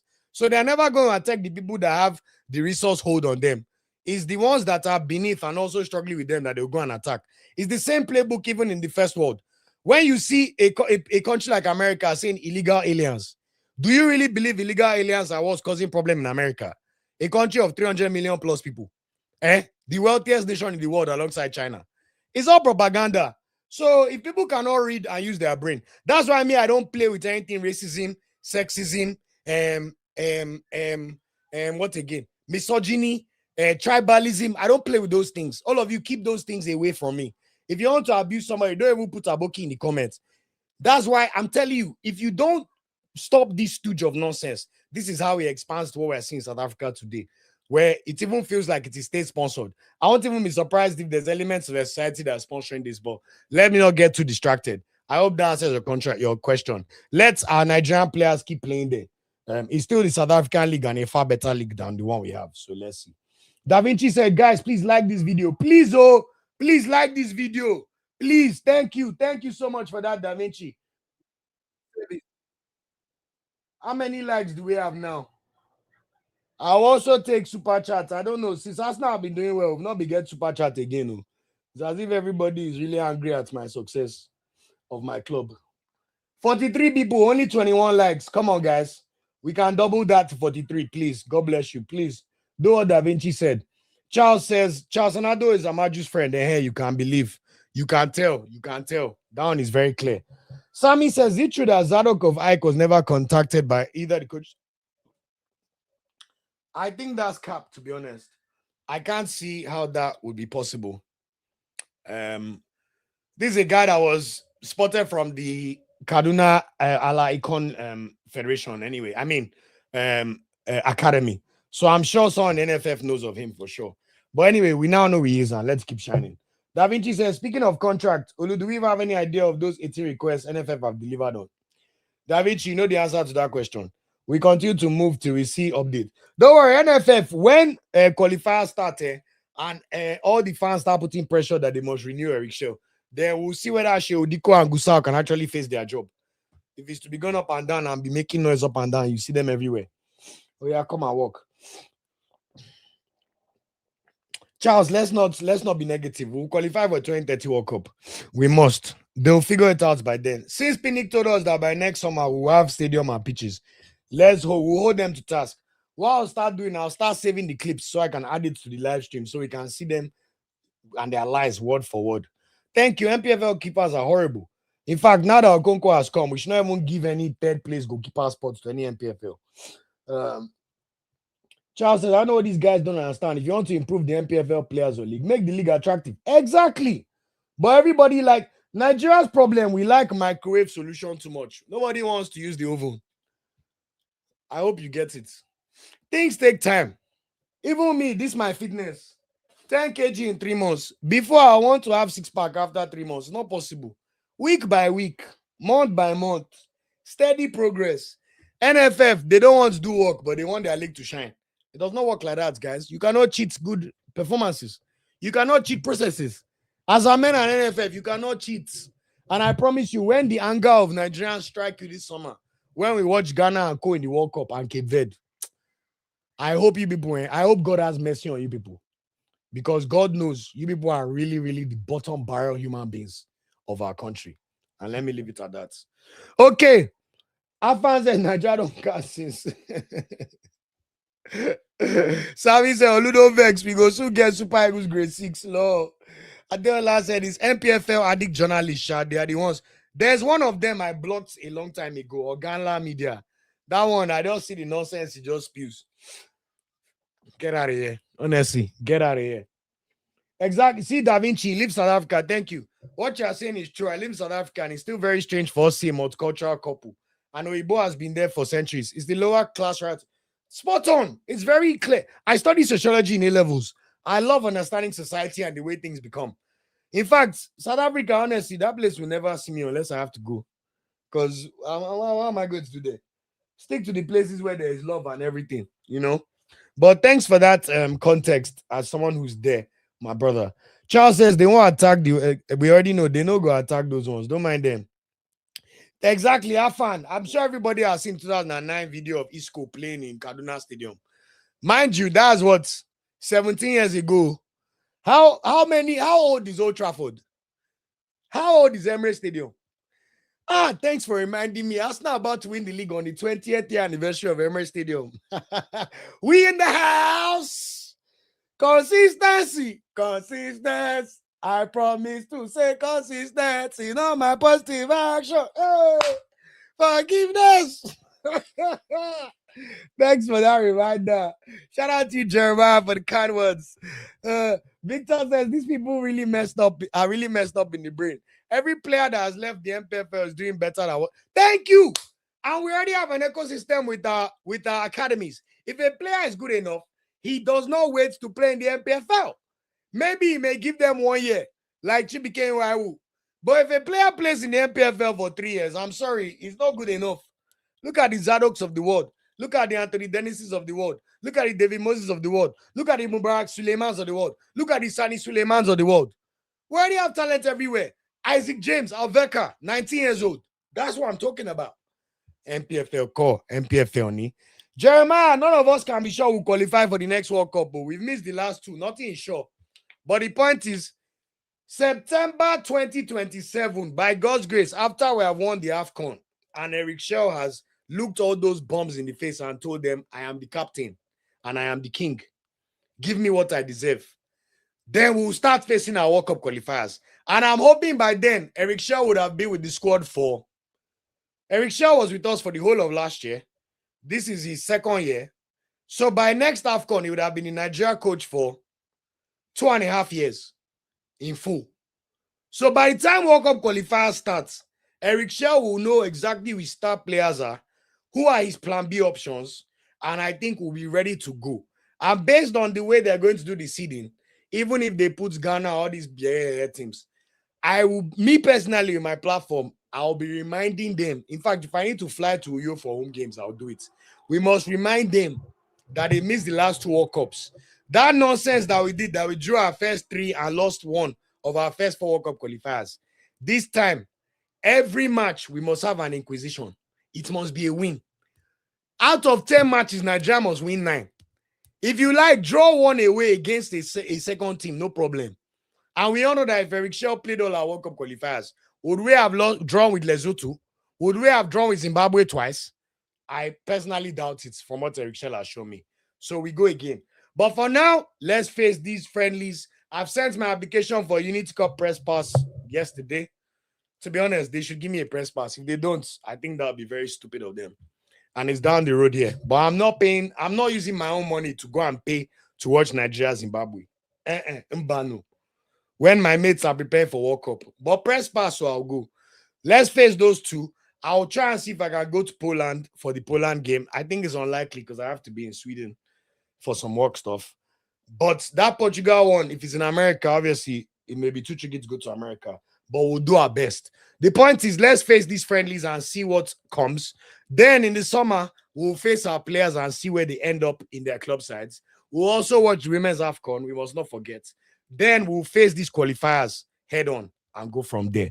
So let's see. Don't worry. Da Vinci says, Olu did. Da Vinci makes me laugh. Olu, the day you start your political affairs channel, I will gladly support you as a researcher. You have untapped potential with your maybe one day we'll make I've created a company called NFW Media House. So maybe when the channel blows to a certain level, we can now bring out podcasts around my other interests. I'm a huge music fan. Like, I love football just as much as music, almost as much as football. I've probably been to over 200 concerts. Like I said, I'm about to go work for one of these big streaming companies, you know. So music, in fact, the initial podcast I was going to start like 10 years ago was going to be about music on New Music Fridays, talking about the releases. What's your favorite ones? I have a fire tunes of the day I used to do every day. I have a flames list for every single month of the year that goes all the way back to 2015. So if I want to wake up and see what I was jamming in 2015, when I was all about my future, Dirty Sprite 2, or whatever it may be. So maybe we'll do the music one. I'm also pretty engaged in politics because when I was living in the UK 10 years ago, Brexit happened. And I realized that I cannot be a mumu, just living around people that will make stupid decisions that will affect my life. So now I always vote. We have to vote in the UK on Thursday for the local elections. I'm going to vote for the Green Party. Me, I like progressive parties. I don't believe in all these hates, racist, all these conservative. They will gaslight you, be racist everywhere. They will not be coming to now come and gaslight you that you should vote for them. They reform. Those ones that hate black people. I should not vote for racist. Anyway, to each their own. But please vote. Me, I do not do keep politics out of sports. It affects your life. I'm 33 years old. Most people on this channel are 25 or above. So we all have agency to play in the societies we live in. Even me, I'm going to register for my PVC today. If I have to come back to Nigeria to vote, maybe I'll do it. But let me shall register. So please, everybody, go and do your own. So Davichi, thank you for this. Maybe we'll do that one at the right time and spin-off channels because we all have multiple things we're interested in. I studied international business university, so I'm always interested in economics, you know, states of society, GDPs, or anything that affects the market and the way people live is very interesting to me. Shout out to you, Da Vinci. Taiwo, good to see you, Taiwo. Appreciate you. Taiwo says, I am even tired of Nigeria sports misadministration at the moment. What I'm focused on is kick out this present regime for a new government that prioritize sports, economy, and infrastructure. I think especially those of us in diaspora, that's what we can hope for right now. Hope that the thing changes, even though it looks unlikely. Me, anyway, my parents arrive tomorrow, so I'm sure my daddy would tell me we'll have some conversations, but I really hope for the youth of Nigeria that things change. Let me just leave it at that. Okay. Nigerian bodies, is there any Nigerian player currently playing for England who you like to have back to? Oh, we've spoken about this a lot of times. I think Ebereze made a mistake in hindsight. Everybody likes him, but sorry. Everybody likes Eze in England. Sorry, one second. Everybody likes Eze, but you can tell he's not fully appreciated. He's going to sit on the bench in the World Cup. And also, I thought the number 10 was tailor-made for him in a Nigeria jersey. So I think that's a big miss. And then Pinnick could come and tell us that I spoke to Eze. I even heard that if we made 2022 World Cup, but I played for us. So whose fault is it? Pinnick. Well done, oh. Well done. Eze is the main one. Obviously, everybody would take Saka. Can you imagine if our front line was Saka, Lookman, and Osimhen? We would have won the last two AFCONs. In fact, this World Cup will be going there with the goal of making the World Cup semi-final, in my opinion. So Eze and Saka are big ones for me. I think another person in hindsight who made a terrible decision in his career is Fikayo Tomori.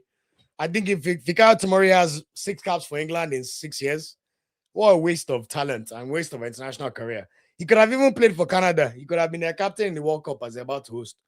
But imagine all the times we were playing Shemi Ajayi or Ekong was scoring own goals for Nigeria. Fikayo Tomori would have been fashioned into the squad earlier than we expected. So those are the ones that stick to mind. I think Tomori would have been a useful addition to us. He probably would have even had over 50 caps by now. But obviously, Eze, Saka are the two main ones that come to mind. Who again? Madwike.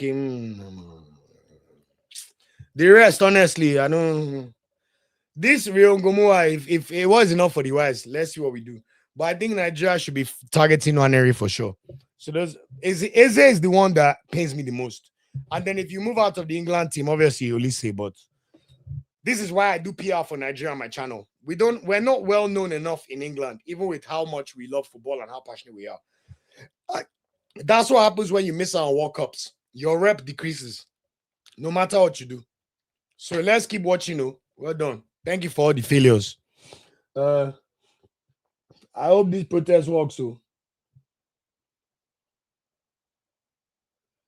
I made a video on David Udo. Oh yeah, David Udo, the guy at Derby. I also don't get the hype myself because, like I said, Anthony Dennis is there, David Moses is there. You have not tried those ones. Aki Somiro is waiting. Tochukwu Nadi is waiting. And then someone in Derby County that not even make the playoffs is now who I should be getting excited for. Nah, man. Thank you, Charles. A competent federation would have spoken about the pitch. But look at him shining teeth at the Congress after failing. Useless man. What's this comment? Da Vinci said, Chukwueze, Osimhen, Ndidi Onyedika, Simon, Awaziem, Oyeka. Are these not first team players? Thank you. I find it so funny when they say home base. In fact, Nigeria, I think we have the perfect blend. If you look at Nigeria's starting lineup, based on AFCON, 6 were raised in Nigeria, 5 abroad. Oyemechi, Nige. Nobali, Nige.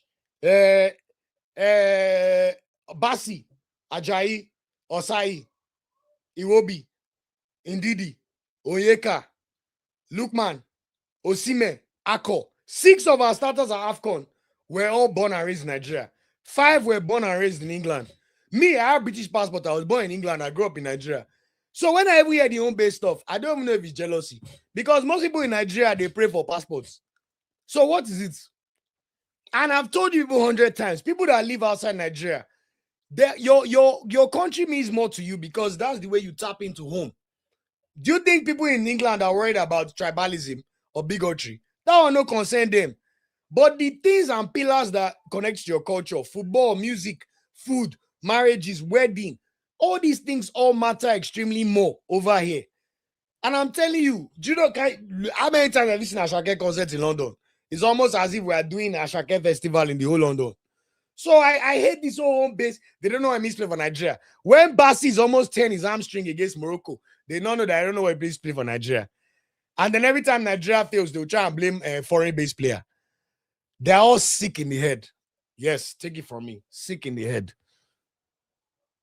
Go and watch Nigeria versus Benin. It could have been 7-0. Zimbabwe match 7-0. That day, I was so happy Big Sheiks agreed to stop the NFF election. Oh, that was the day that I watched the game with Odumodu. That was one of the happiest days of my life. I can't lie. Oh, yeah. Victor, thank you. I say this all the time. Where is the plan?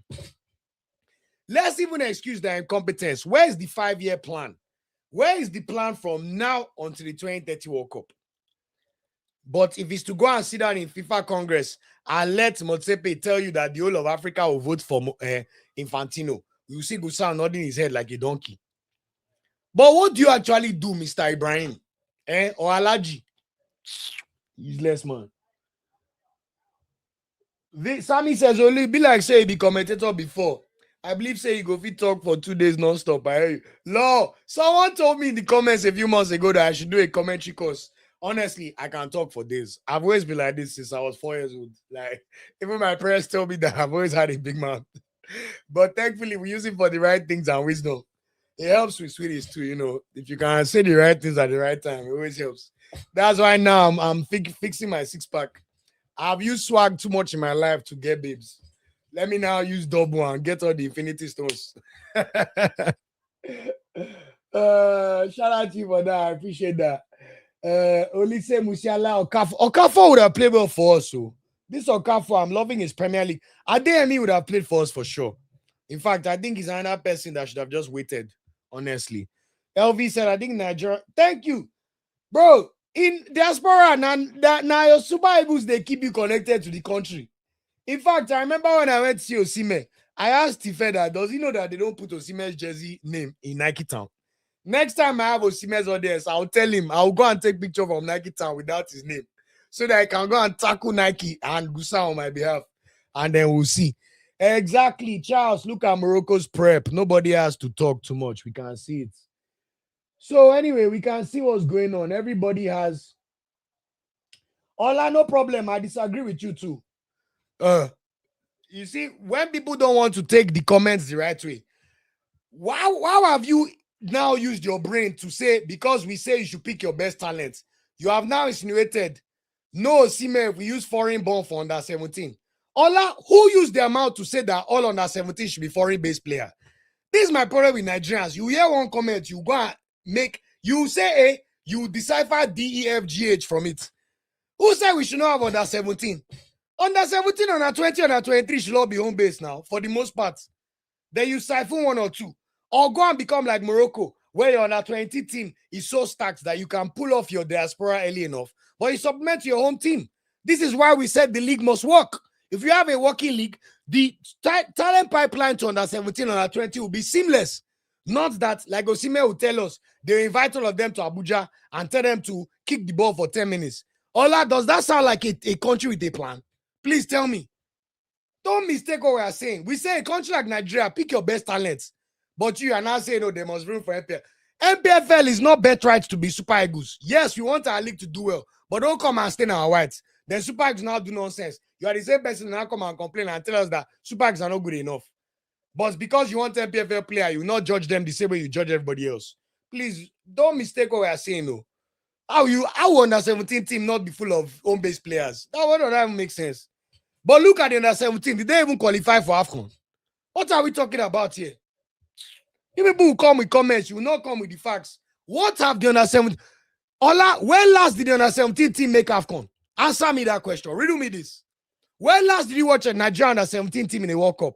Mind you, FIFA have changed the under 17 World Cup to be every year. Coming to tell us that, you did. This is no problem. Do you know when Osimhen played under 17? 2015, 11 years ago. That's the last time Nigeria made a semi-final of the under 17 World Cup. You are coming here to tell me where the Osimhen and Co come from. You people, those of you, in fact, I think no more Mr. Nice Guy. Let's just be talking. Let's be talking. Let me be talking in my normal form.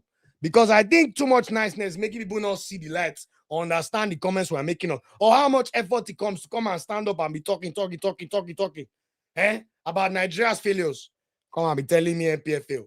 Disagree based on what? Come and give me good reason. Rubbish. I don't mean it's a bad way. Respect always. Ola, you always support me. I respect it. But please, don't come with that home-based nonsense, please. David Uzo is for the future. We don't have the midfielder that can run with the ball, close control, and bully people off the ball. We don't have any midfielder that can run with the ball in close control. Iwobi cannot run with the ball. He can pass with the ball. Onyedika can run with the ball and do all those things you're saying. He's just not platformed correctly for Nigeria. Akinsomiro can do that as well. From everything I saw with Pizza at the beginning of the season. Let's not underestimate our player. Fisayo Delebashu can do that. Like, what are we talking about? Da Vinci said, I swear if Super is qualified for World Cup, we suppose they road to 30K. Not even 30K. In fact, if we're going to World Cup, I'm sure the channel will reach 50K by June. That one would... We got 30,000 views just for the Congo playoffs. Can you imagine if we're playing Jamaica and now that we'll be doing road to World Cup by now? We would have been talking about what's next. Adeola, we just spoke about David Uzo now. It's as if sometimes some of the community don't listen for 10 minutes, then they come back and ask questions. Please listen, oh. Now me, they stand there for 18 minutes unprovoked. Don't worry, my bro, Da Vinci. Man proposes, but now God will go dispose what's going to happen. So it's all good. Thank you. LV, MPFL is not even levels with Conference League in the UK. Exactly. Why are we whining? If you take the league below League 2 in the UK and try to play against MPFL, they will beat all of them. What are we talking about? Adedamola, I know things. Football. I know music well. There's no artist I haven't seen. Trust me. I say I've been to almost 200 concerts.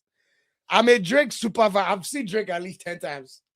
Travis Scott, Ashake, don't even get me started. I went to Paris to see Ashake. I've seen there's no Ashake show I've ever missed. Remember, once Afrobeat as our people, I know they miss some.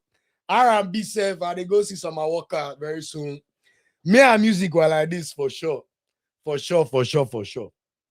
No problem. He can be strong. But my point is, yet again, people will be over-platforming players in the championship. How can we say we have no player that can run with the ball? How about now? We need decent tops for the European-based players too. In fact, Ola, this statement you made, remove European-based. Shouldn't you need decent tops just for everybody to play? Shouldn't it just be the norm that you have a good pitch? Do you know in Europe, if you go and play against San Marino, who are ranked almost 200 in the world, Do you know that you play on good grass pitch? Do you know? It's the mentality switch I want to take. Why must the decent turf be for the European based? Why can't we just have good turf for everybody? That's part of the thinking that I'm trying to remove. What's going on? What's going on? Thank you, Victor. I even like solution. Where's the Principal's Cup? Don't mind them. LV, honestly, Nigeria can win the next AFCON now. What are we on about? Nigeria, one thing with Nigeria, like I've said 100 times, 17 out of 21 AFCONs, we have made at least the semi-final. Nigeria has won more medals in AFCON than any other country bar none. In fact, getting a medal at AFCON is our birthright at this point. The problem is we win too many bronzes, like Benin bronze. We have 8. And we've lost the final 5 times.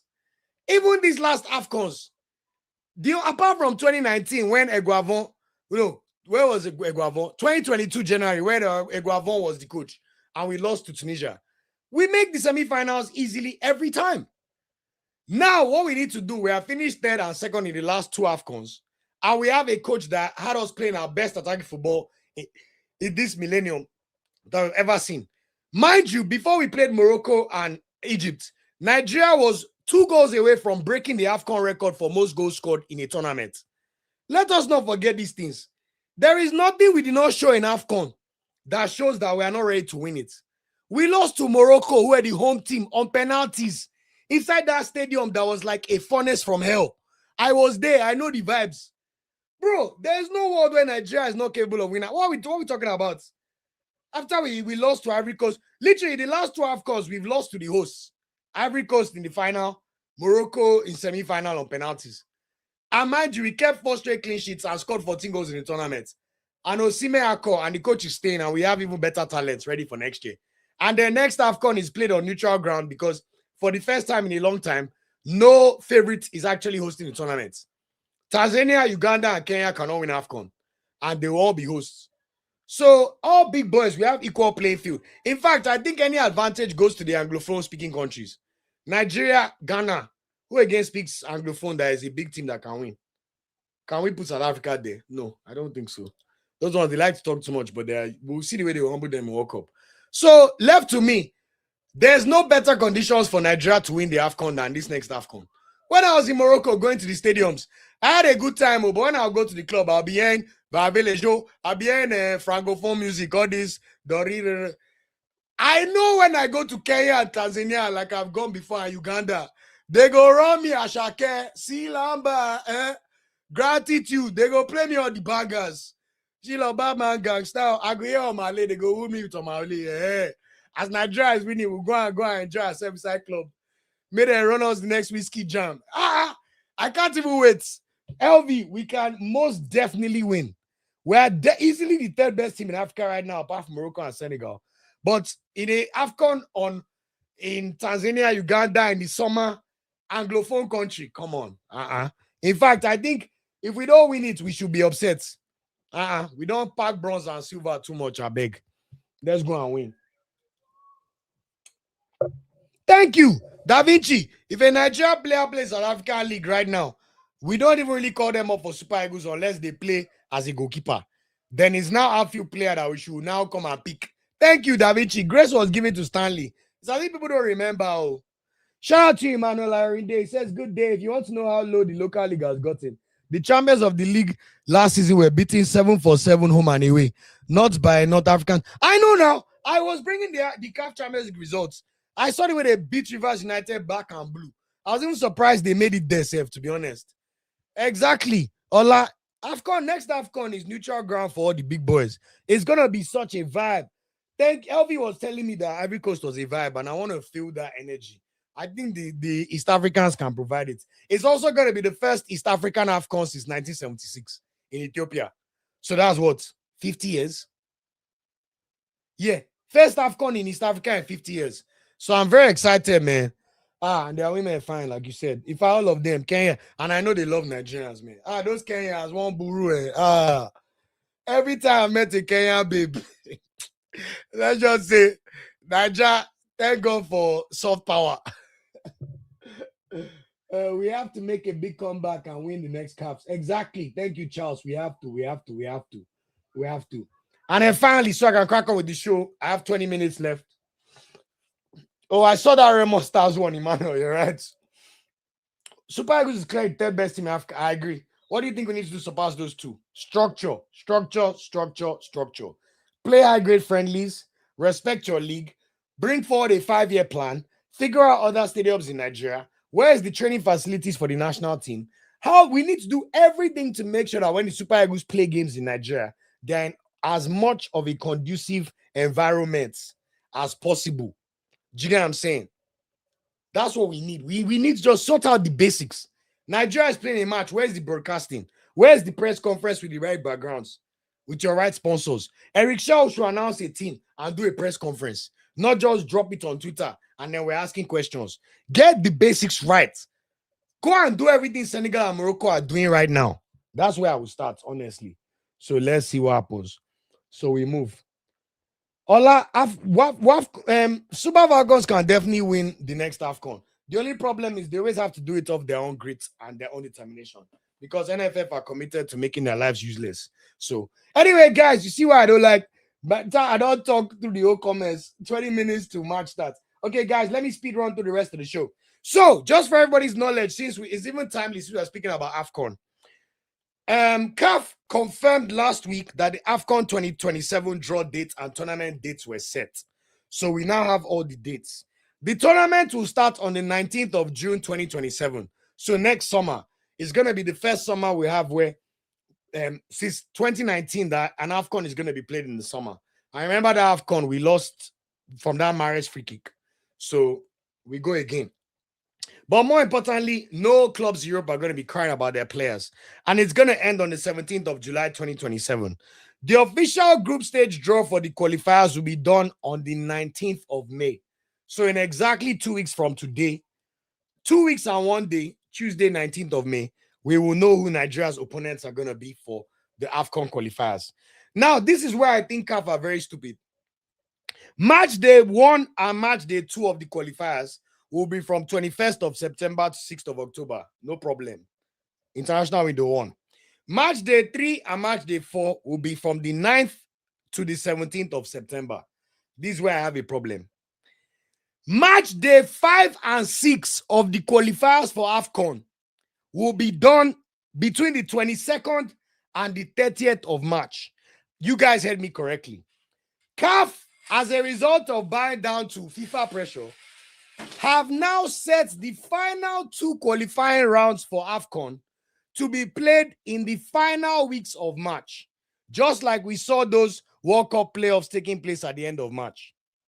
That means most teams playing in the AFCON, which is going to start on the 19th of June, which will be less than 3 months after the qualifiers are over, will only be figuring out who their opponents for AFCON will be in April 2027.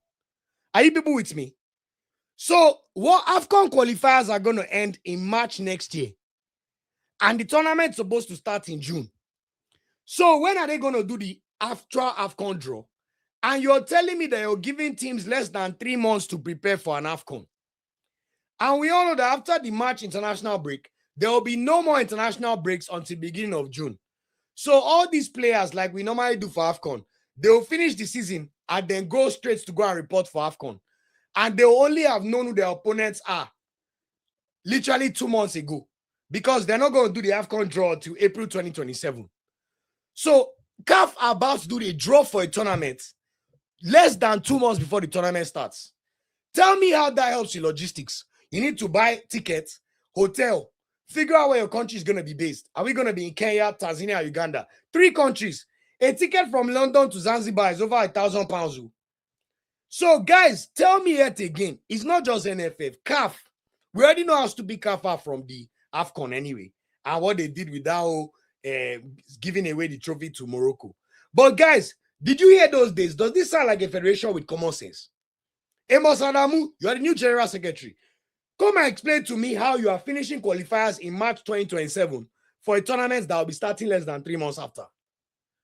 It's as if you people are dullards. Like, I even have to use strong words because it's as if nice words does not enter African people's brain. Somebody make it make sense to me. So anyway, at least we know AFCON is happening. Is another question if these three countries will be ready by next year before they'll come and tell us they're moving South Africa or Morocco again. We don't want, please. So let us see. Let us see. Let us see. Honestly, Motsepe, as you said, Charles, Motsepe, Nami Ahimo, that guy is a cancer on our football, I have to say. Serious cancer. Davichi says, oh, look, can we bet that you go attend the next AFCON in East Africa and come back with wife? I hear people from that side have vibes and sisters are very beautiful. It may not be wife, but me, I like women, sha. But I will lie, at this age of my life, I tend to have serious girlfriends. Obviously, my last one ended in January. In fact, just as AFCON ended, though, now so breakfast got served, though. So all of you should even give me more super chats because all those times you see me doing the podcast, you not know say heartbreak they would me, but we go again, and the strong always survive. What to thank you, Jesus, and we go listen to Ashake album. We'll move. But by God's grace, we'll be in East Africa for sure. But by then I would have met another sweetie for sure. That's 14 months time. We know they waste time. Shout out to you guys, man. I appreciate this. It's been a very enjoyable show, I must say. Please have the likes gone up. Please, Davichi, about me beg all these people at Joe. Please. What are we on now? 37. Okay, not bad, not bad. No super chat. I'll forgive you for this. So, what to Ashake? Forgiveness. Anybody that say like that Ashake album, don't come near me. Adela say Kenyan babe. Kenyan babes are nice, man. I will lie. They're just very friendly, man. And they love our music so much. Like, it's interesting to witness. Okay. Before we go and watch Man City, and let me know if I'm gonna dance some more tonight. Let me quickly speed run through the Prem. Fulham lost 3-0 to Arsenal. I'm sure you guys saw the jokes about how Bassi was celebrating because he's an Arsenal fan. You have to admit, Bassi didn't have his best game, but I think he played on 7 out of 10 gear because it's Arsenal. But anyway, next up for them, they play Bournemouth at home at Craven Cottage. That'll be a tough game. We already spoke about Nottingham Forest boys. Ola I know was not in the squad, by the way, because he got injured in the first leg against Aston Villa. So let's see if he makes it back for the second leg on Thursday and if he'll be able to play Europa League final. We already know a lot of Nigerian players tend to shine in Europa League finals. Wink, wink.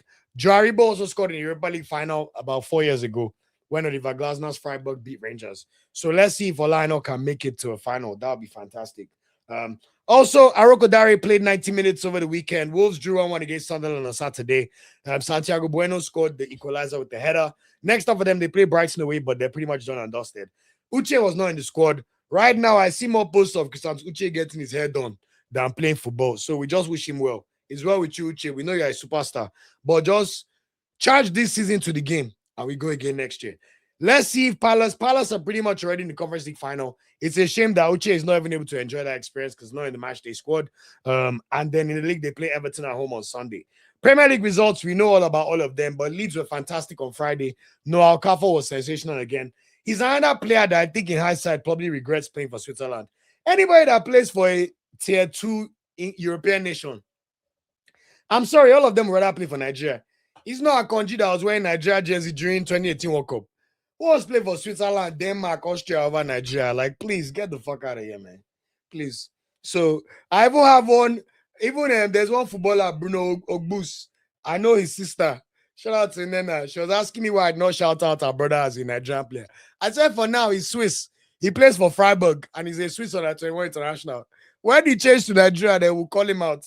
So we're watching all of them anyways, the whole point. And we'll see how it goes. And then on Saturday, Brentford put West Ham to the sword, 3-0, fantastic performance. Newcastle looked like Newcastle again. William Oshula scored again. We all know that he's on the verge of potentially switching to Nigeria. I actually think he'll be a very, very timely addition to Super Eagles. We already know that he's very in tune with his culture and the vibes of the squad of Nigeria in general. And I think he's someone that will passionately represent the badge. So let's see how that goes. And he's only going to get better anyway. Arsenal 3-0 against Fulham. I hope all my ops were watching that match. Victor Gyökeres, where did that come from? I was so excited. Bukayo Saka! Bukayo, you forever bring us joy.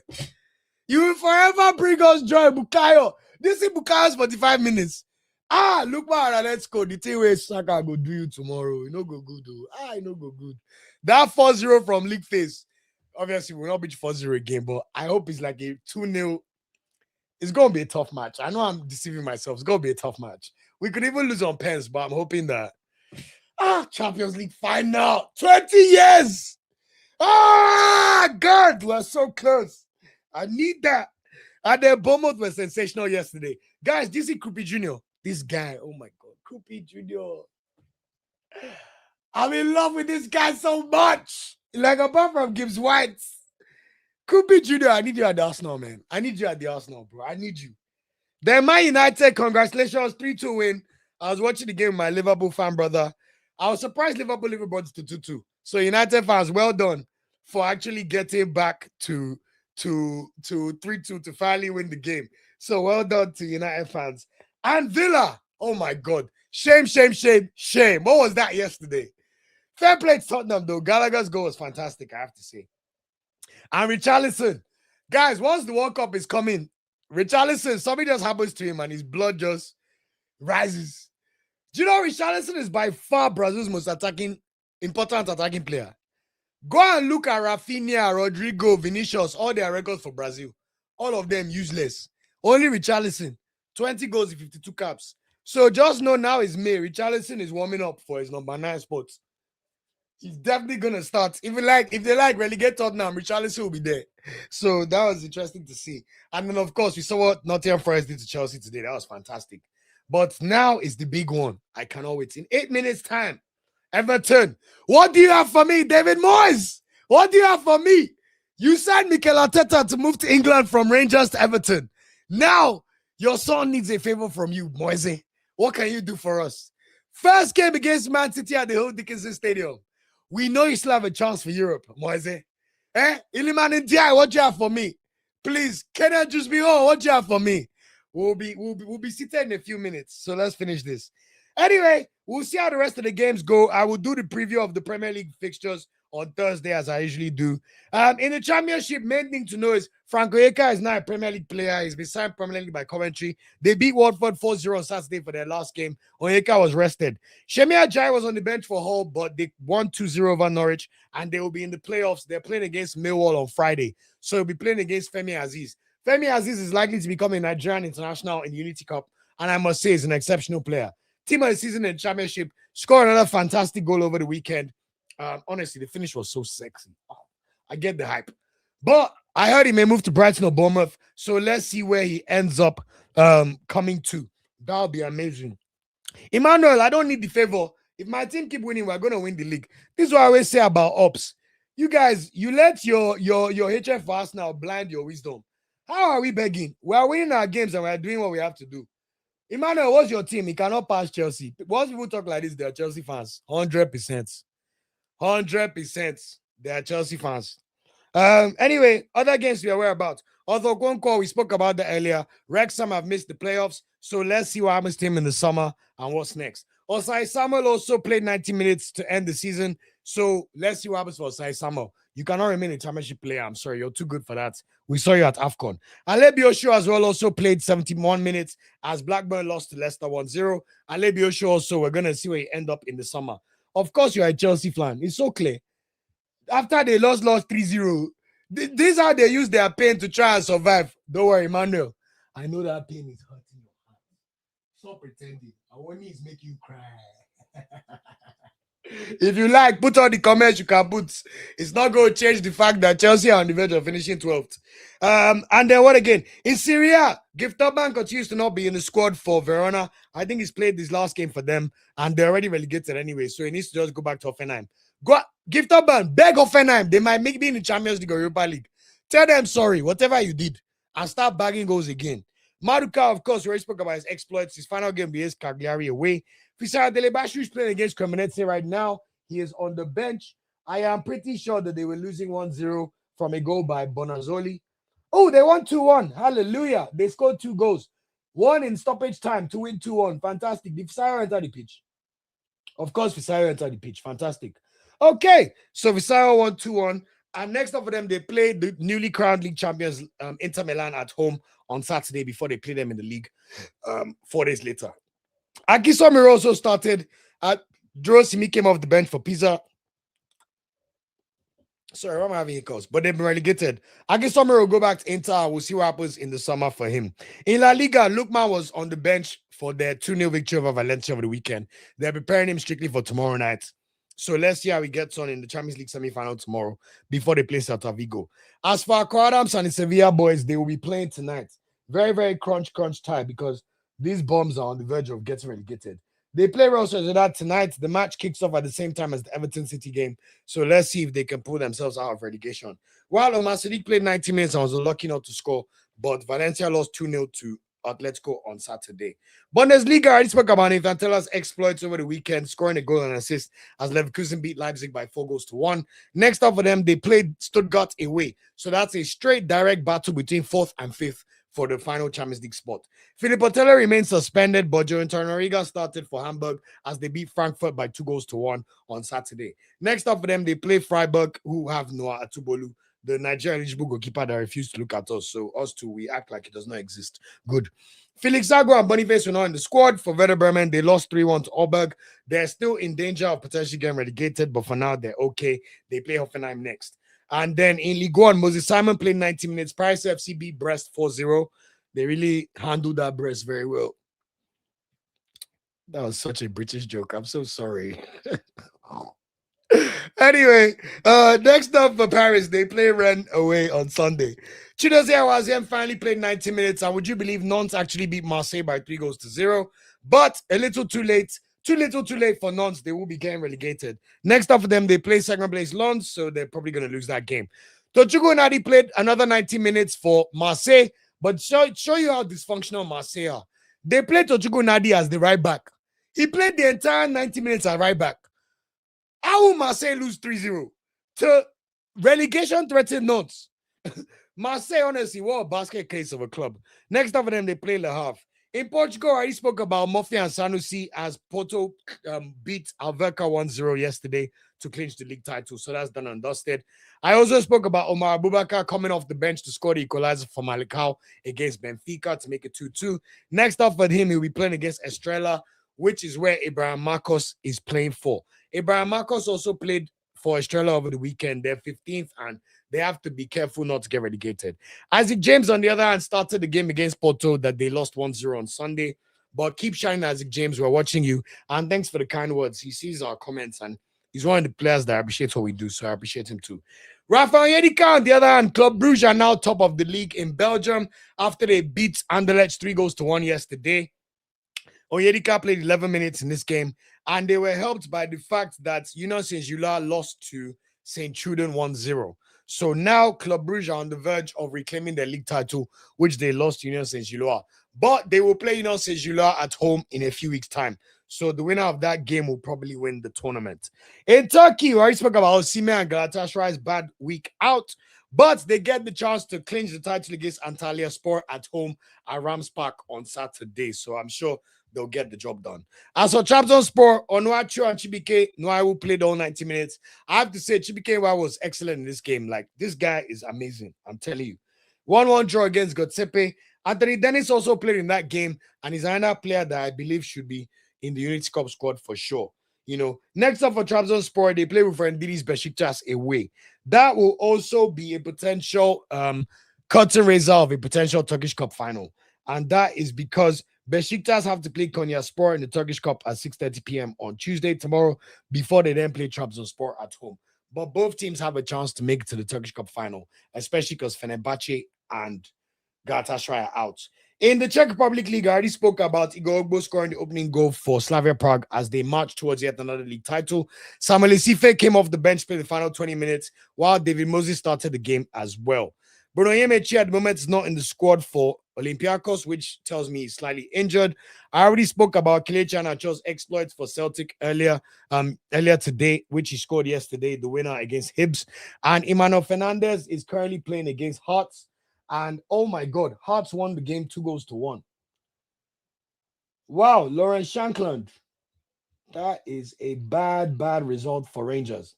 So, Hearts look like they may just about stop Rangers or Celtic from winning the title for the first time in, I think, 40 years or something crazy like that.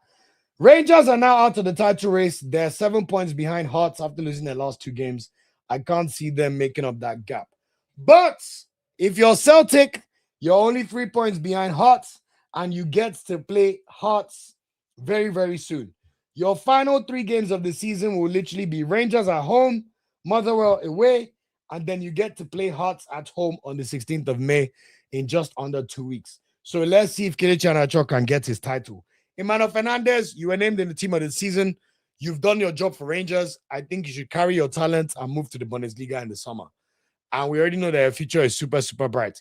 You're already 24 years old, so you're a late starter. So it's time to make up for lost times and make that move. So let's see how you end up. I already spoke about Zadok Yohanna. So let's see how that goes. And then let's see how the next game goes. Anybody that knows, my brother, myself, and Tolu are going to watch Zadok Yohanna's next match. We're going to do our best to make sure that we get an interview with him. But whatever happens, we're going to do a match day vlog. So please support all the content and watch. That's all I ask. Nobody's going to watch content from Swedish League like they will watch Galatasaray. So I'm begging you, this is our strong community. The core 50 that watch everything. Please watch the match day vlog when I drop it from watching Zadok Yohanna. God bless you all. Thank you. And finally, Prosper Oba played 45 minutes for Shakhtar as they beat Dynamo Kiev 2-1 on Sunday, as they potentially could also win the league title. They're 3-1 down against Crystal Palace in the Conference League semi-finals. So they're likely not to go through to the final, but fair play for the effort. And then to round up the podcast, sorry it's been a long one, guys, but I've thoroughly enjoyed myself. Tomorrow night, 8 p.m., Ademola Lookman's Atletico Madrid come to the Emirates Stadium to play Arsenal. That should be an incredible game to watch, and hopefully Arsenal will get the job done. On Thursday, if all I know is fit, he will be in action against Aston Villa in the Europa League semi-final second leg against Aston Villa at Villa Park, 8 p.m. While we will see Prosper Oba play for Shakhtar Donetsk away against Crystal Palace as they bid to turn over a 2-goal deficit at Selhurst Park and potentially make the Conference League final, even though it feels like a very, very tough one. On Friday, the playoffs in the championship start. You guys know me, I hate the championship. So one thing I'm going to love is watching the playoffs to see if our Nigerian players can get the hell out of that league. On Friday, we'll see Shemia Giants Hull City play against Millwall, who have potential soon to be caught up Nigerian player Femi Aziz. So let's see how that game goes. I'll be honest, I don't think Hull have any chance. Millwall, Middlesbrough, and what's the other team? Anyway, the 3 teams in the playoffs, apart from Hull, are significant. And Southampton, Southampton, Millwall, and Middlesbrough are significantly better than Hull. Anything can happen on the day, for sure. But you have to admit that if Millwall play their best over a 2-legged tie, Millwall should be beating Hull.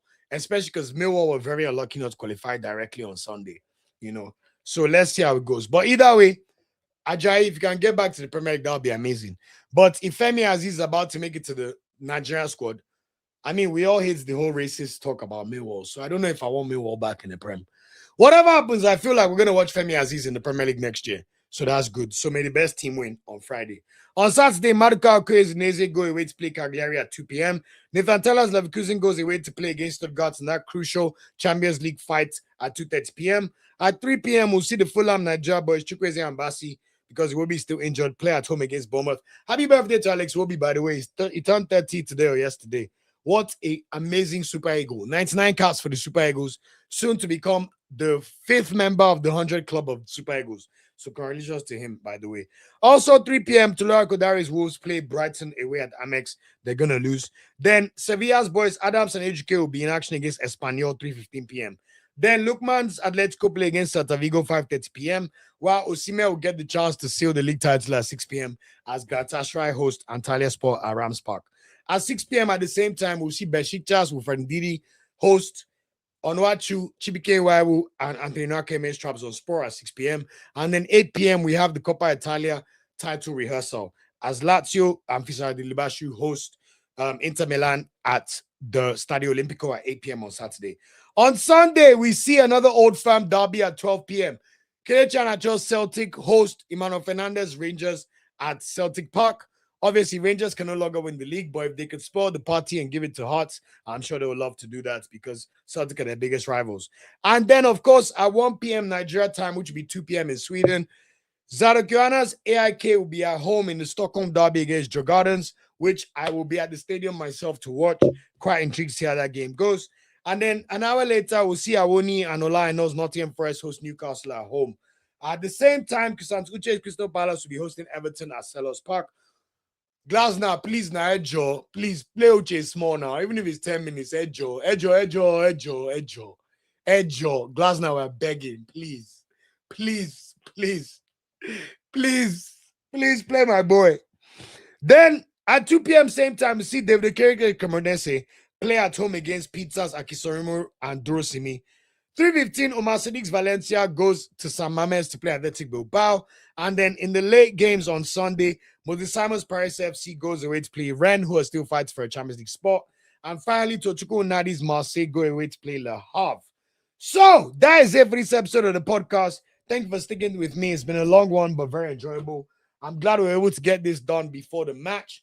Thanks for all the support. I hope everybody enjoys all the football and all the community comments. It's been a fantastic, engaging one. Ola Adarbayo is not coming to Nigeria. We don't care about him, please. Thank you so much, Arodov. This is such a beautiful comment. You have proved that consistency pays, and I must say the video quality is noticeably better than before. Thank you so much, bro.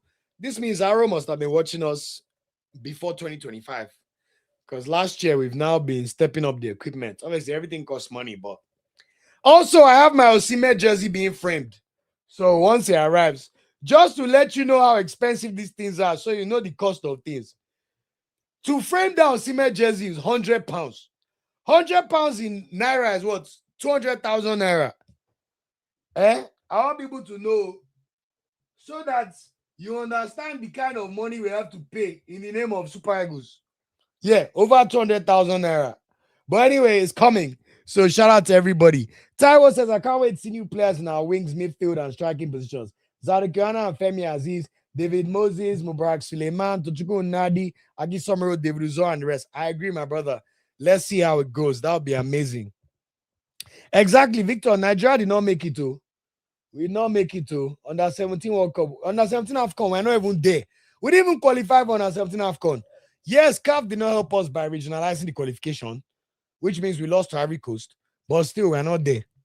We're not there. I'm going to try and scout videos for left backs for Nigeria. Don't worry, Nigeria Football News, I have all the left backs we need. We have Sanusi. If you say you don't like Sanusi, no problem. Oyemechi played like Marcelo AFCON. Felix Agu is still there. And we have Isaac James at Alverca. That's ready for. Isaac James is already starting well in Portuguese League. So we have enough. Don't worry. So we're good. Nice one, Nigeria Football News. Say I made a video on Femi Aziz. Yeah, he's very good on both feet. I think he's potentially Super Eagles level soon. He's going to move to Brighton or Bournemouth, and he's already in the team of Sinam Championship. You know, I don't think he's not as good as Chukwueze yet. But if anybody's telling you that Zadok Yohanna should be in Super Eagles, then Femi Aziz is better than him right now. That's what I'll say. So it all depends. Of course, you take Krupi at United. You people need Krupi. In fact, I hope he doesn't go there. Ola, I hope Adarabioyo never plays for Nigeria. He has not played for us. In fact, you don't want. As I've said numerous times, guys, if a player is not on the FIFA portal, which I'm about to share again, he is not playing for Nigeria yet. Emmanuel said, I don't trust your Arsenal. But you are a Chelsea fan. Of course, this was before we confirm you are a Chelsea fan, but it's your own club you trust. His mouth. I don't trust your Arsenal, but my own team that is useless, I cannot score a goal. Adeola, he won't make it to Inter Cup because of championship playoffs. Good. Yes, let him play. Nigeria Football News, can you stream your reaction to Man City Everton? My brother, I'm tired though. I have to balance this thing. I've been talking for almost 2 hours, please. I need to sit down and eat and relax, please. It's also bank holiday in UK, so today is a free day. And I start my new role at one of these companies tomorrow. So please, we'll keep doing what we can for the podcast, but it's all about balance. Even my light is telling me it's time to watch the match. Sammy says City 3, Everton 2. It's likely. I think they're probably going to win, to be honest, City, but I can hope. What's the score now after 9 minutes? Emmanuel, go and face your own club. Go and face your club. Go and face your club. Go and face your club. LV said, so no Abali just gone like that. I think when Abali starts playing again for his club, Eric Shaw will bring him back in. Eric Shaw is a fair man. And Abali has done a lot of good for us. So I can't see him being pushed out, to be honest. But you cannot voluntarily terminate your contract to your club and not play any matches again and expect the coach to just welcome you into Super Eagles. I love Eric Shaw. In fact, the one person that makes me hopeful about our future. LV said we need to grab Coyote. I would say it would be a good addition, but it's not the need. Coyote is really good, but it's not better than Olano right now. Yes, Olano is 29 years old. But guys, let's not act like we not see Osai Samuel at AFCON. And we have not seen Alebioshu in his few caps for Nigeria. We get right back, Yakpa. Samuel Isife as well is coming. Yes, Coyote is already doing it for the Premier League for Brentford, and it'll be nice to have him. But if he's not trying to come to us and he claims he's Italian, who am I to? They'll remind him that he's a black man that is claiming Italy very soon. Don't worry. So, like I said, Nigeria, we know they beg too much. We'll beg you one time, and I think that's fair. But after that, no begging. No begging. Da Vinci said, I swear, Olu, the day Uche gets his game together, he owes you a channel interview. You have rode hard for him, even during the tough times for him. But Da Vinci is also because he rode hard for himself. I covered him all through last season at Getafe, and he was unbelievable. Every time I used to watch his games, I used to be like, wow. Like, if you see the way he used to bully La Liga defenses and midfields, it was unbelievable. I'm telling you, I've watched so much Santucci. I know what is in that guy.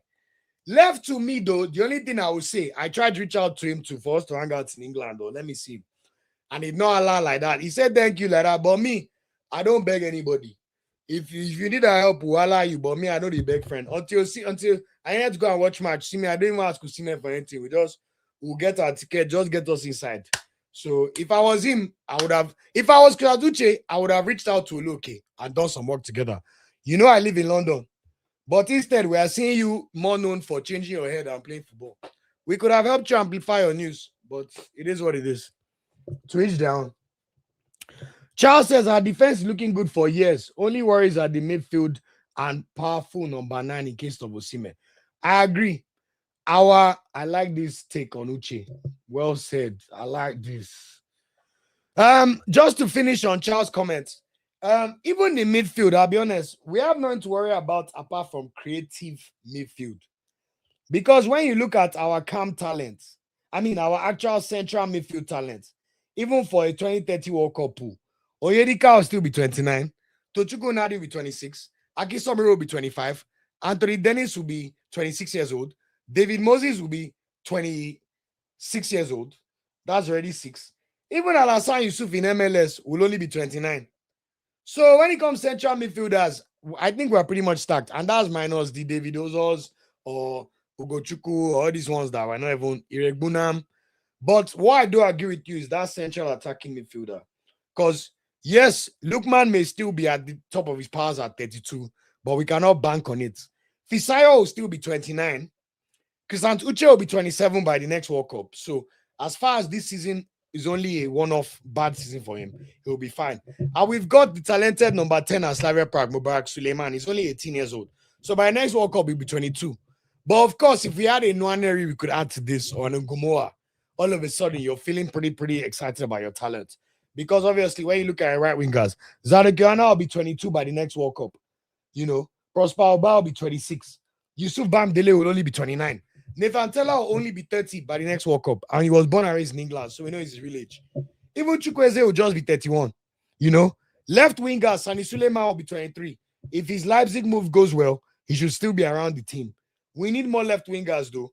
That one, I agree with you. We need more. But Nathan Tella can also play as left winger. And striker-wise, if the likes of Duro Simi or even Boniface can resurrect their career, by 2030 World Cup, Osimhen will just be 31. Whatever age, Aquaras will be 30. Duro Simi will be 27. Boniface will be 29. Giftoba will be 27, about to turn 28. Terry Murphy will be 31. And that's minus talking about all them Hafiz Ibrahim, Parubo Areri. We have a lot of players coming. The point is, fear not. What I do agree with you is it will be interesting to see who grabs the bull by the horn in the next 2 years for their career and decides that they want to become stars. So who's going to become the next Osimhen and the next Lukman, where you are a certified superstar for club and country and respected everywhere?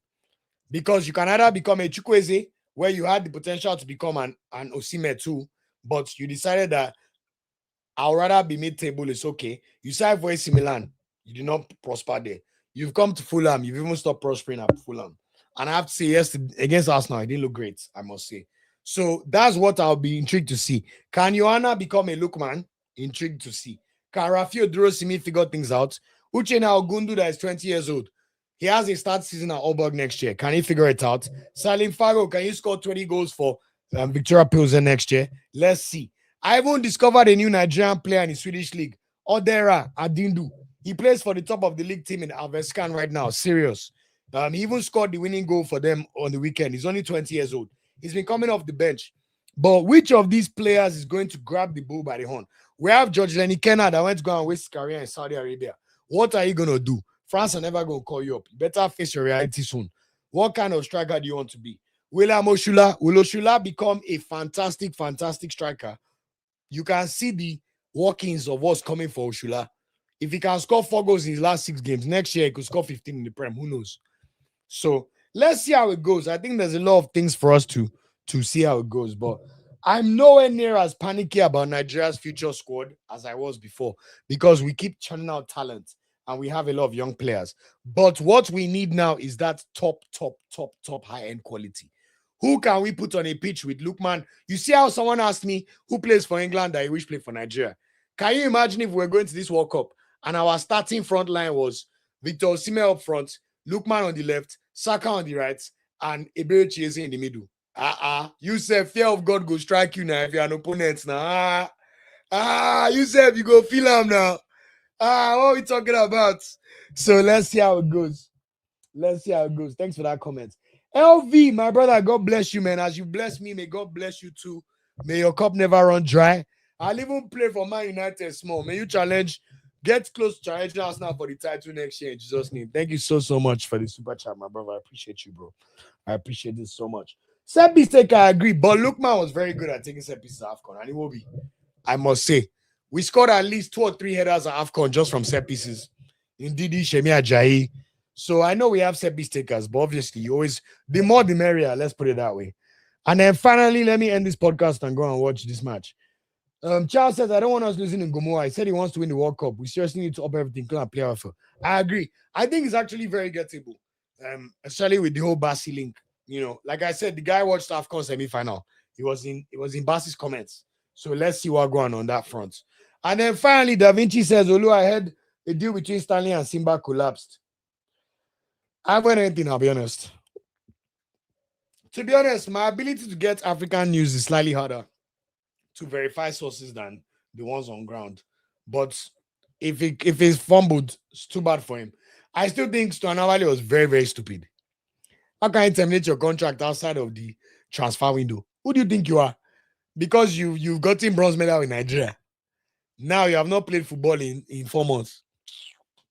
Very interesting. Someone that is already 30 years old. Very, very. It was definitely a choice. Oh, I added to his age. Sorry, he turns 30 in literally like 6 weeks' time. So point stands. So very interesting decision, I'm telling you. He says, nobody's head got too big. Maybe that's it too. Maybe. Can you imagine? Someone that's almost 30. In fact, some clubs will probably see that movie made and be like, that doesn't feel like a smart decision. But anyway, let's go watch the game. Guys, I want to say a big thank you to the community. Thank you guys for all the support. I appreciate everybody. Thank you for getting us to 12,000 followers. I do not take it for granted. The road to 20K is now here. We keep going. Please continue to like, share, and subscribe. If you feel like joining as a member today, that would be amazing to support us extra. I'm figuring out the additional perks I can bring back on. Remember, for the World Cup, we're going to be doing a World Cup daily show, even if it's 30 minutes. So watch out for this space. And of course, as we prep for the new season. But this May, if you're not an Arsenal fan, get your mind ready to watch Arsenal in the league. Yeah, all well and good. I'll see you guys on Thursday's episode. Hopefully by then, Arsenal would have qualified for the Champions League final. And Man City would have dropped some points. And all your various clubs, I wish you all well. Apart from Premier League ones, let's all see how it goes. Wish our Nigeria boys well. I'll see you guys on Thursday. Also, this is my last. No, I'll keep the Monday live streams going. But as I said, I'm starting a new job with one of these 6 companies here that you can see their logo from tomorrow. So I'll figure out what I do with the Thursday live streams. If I end up making it a pre-recorded show. I don't know. But for now, we'll do our live streams and we'll do it on Thursday as well. Much love to everybody. Shout out to our superstars.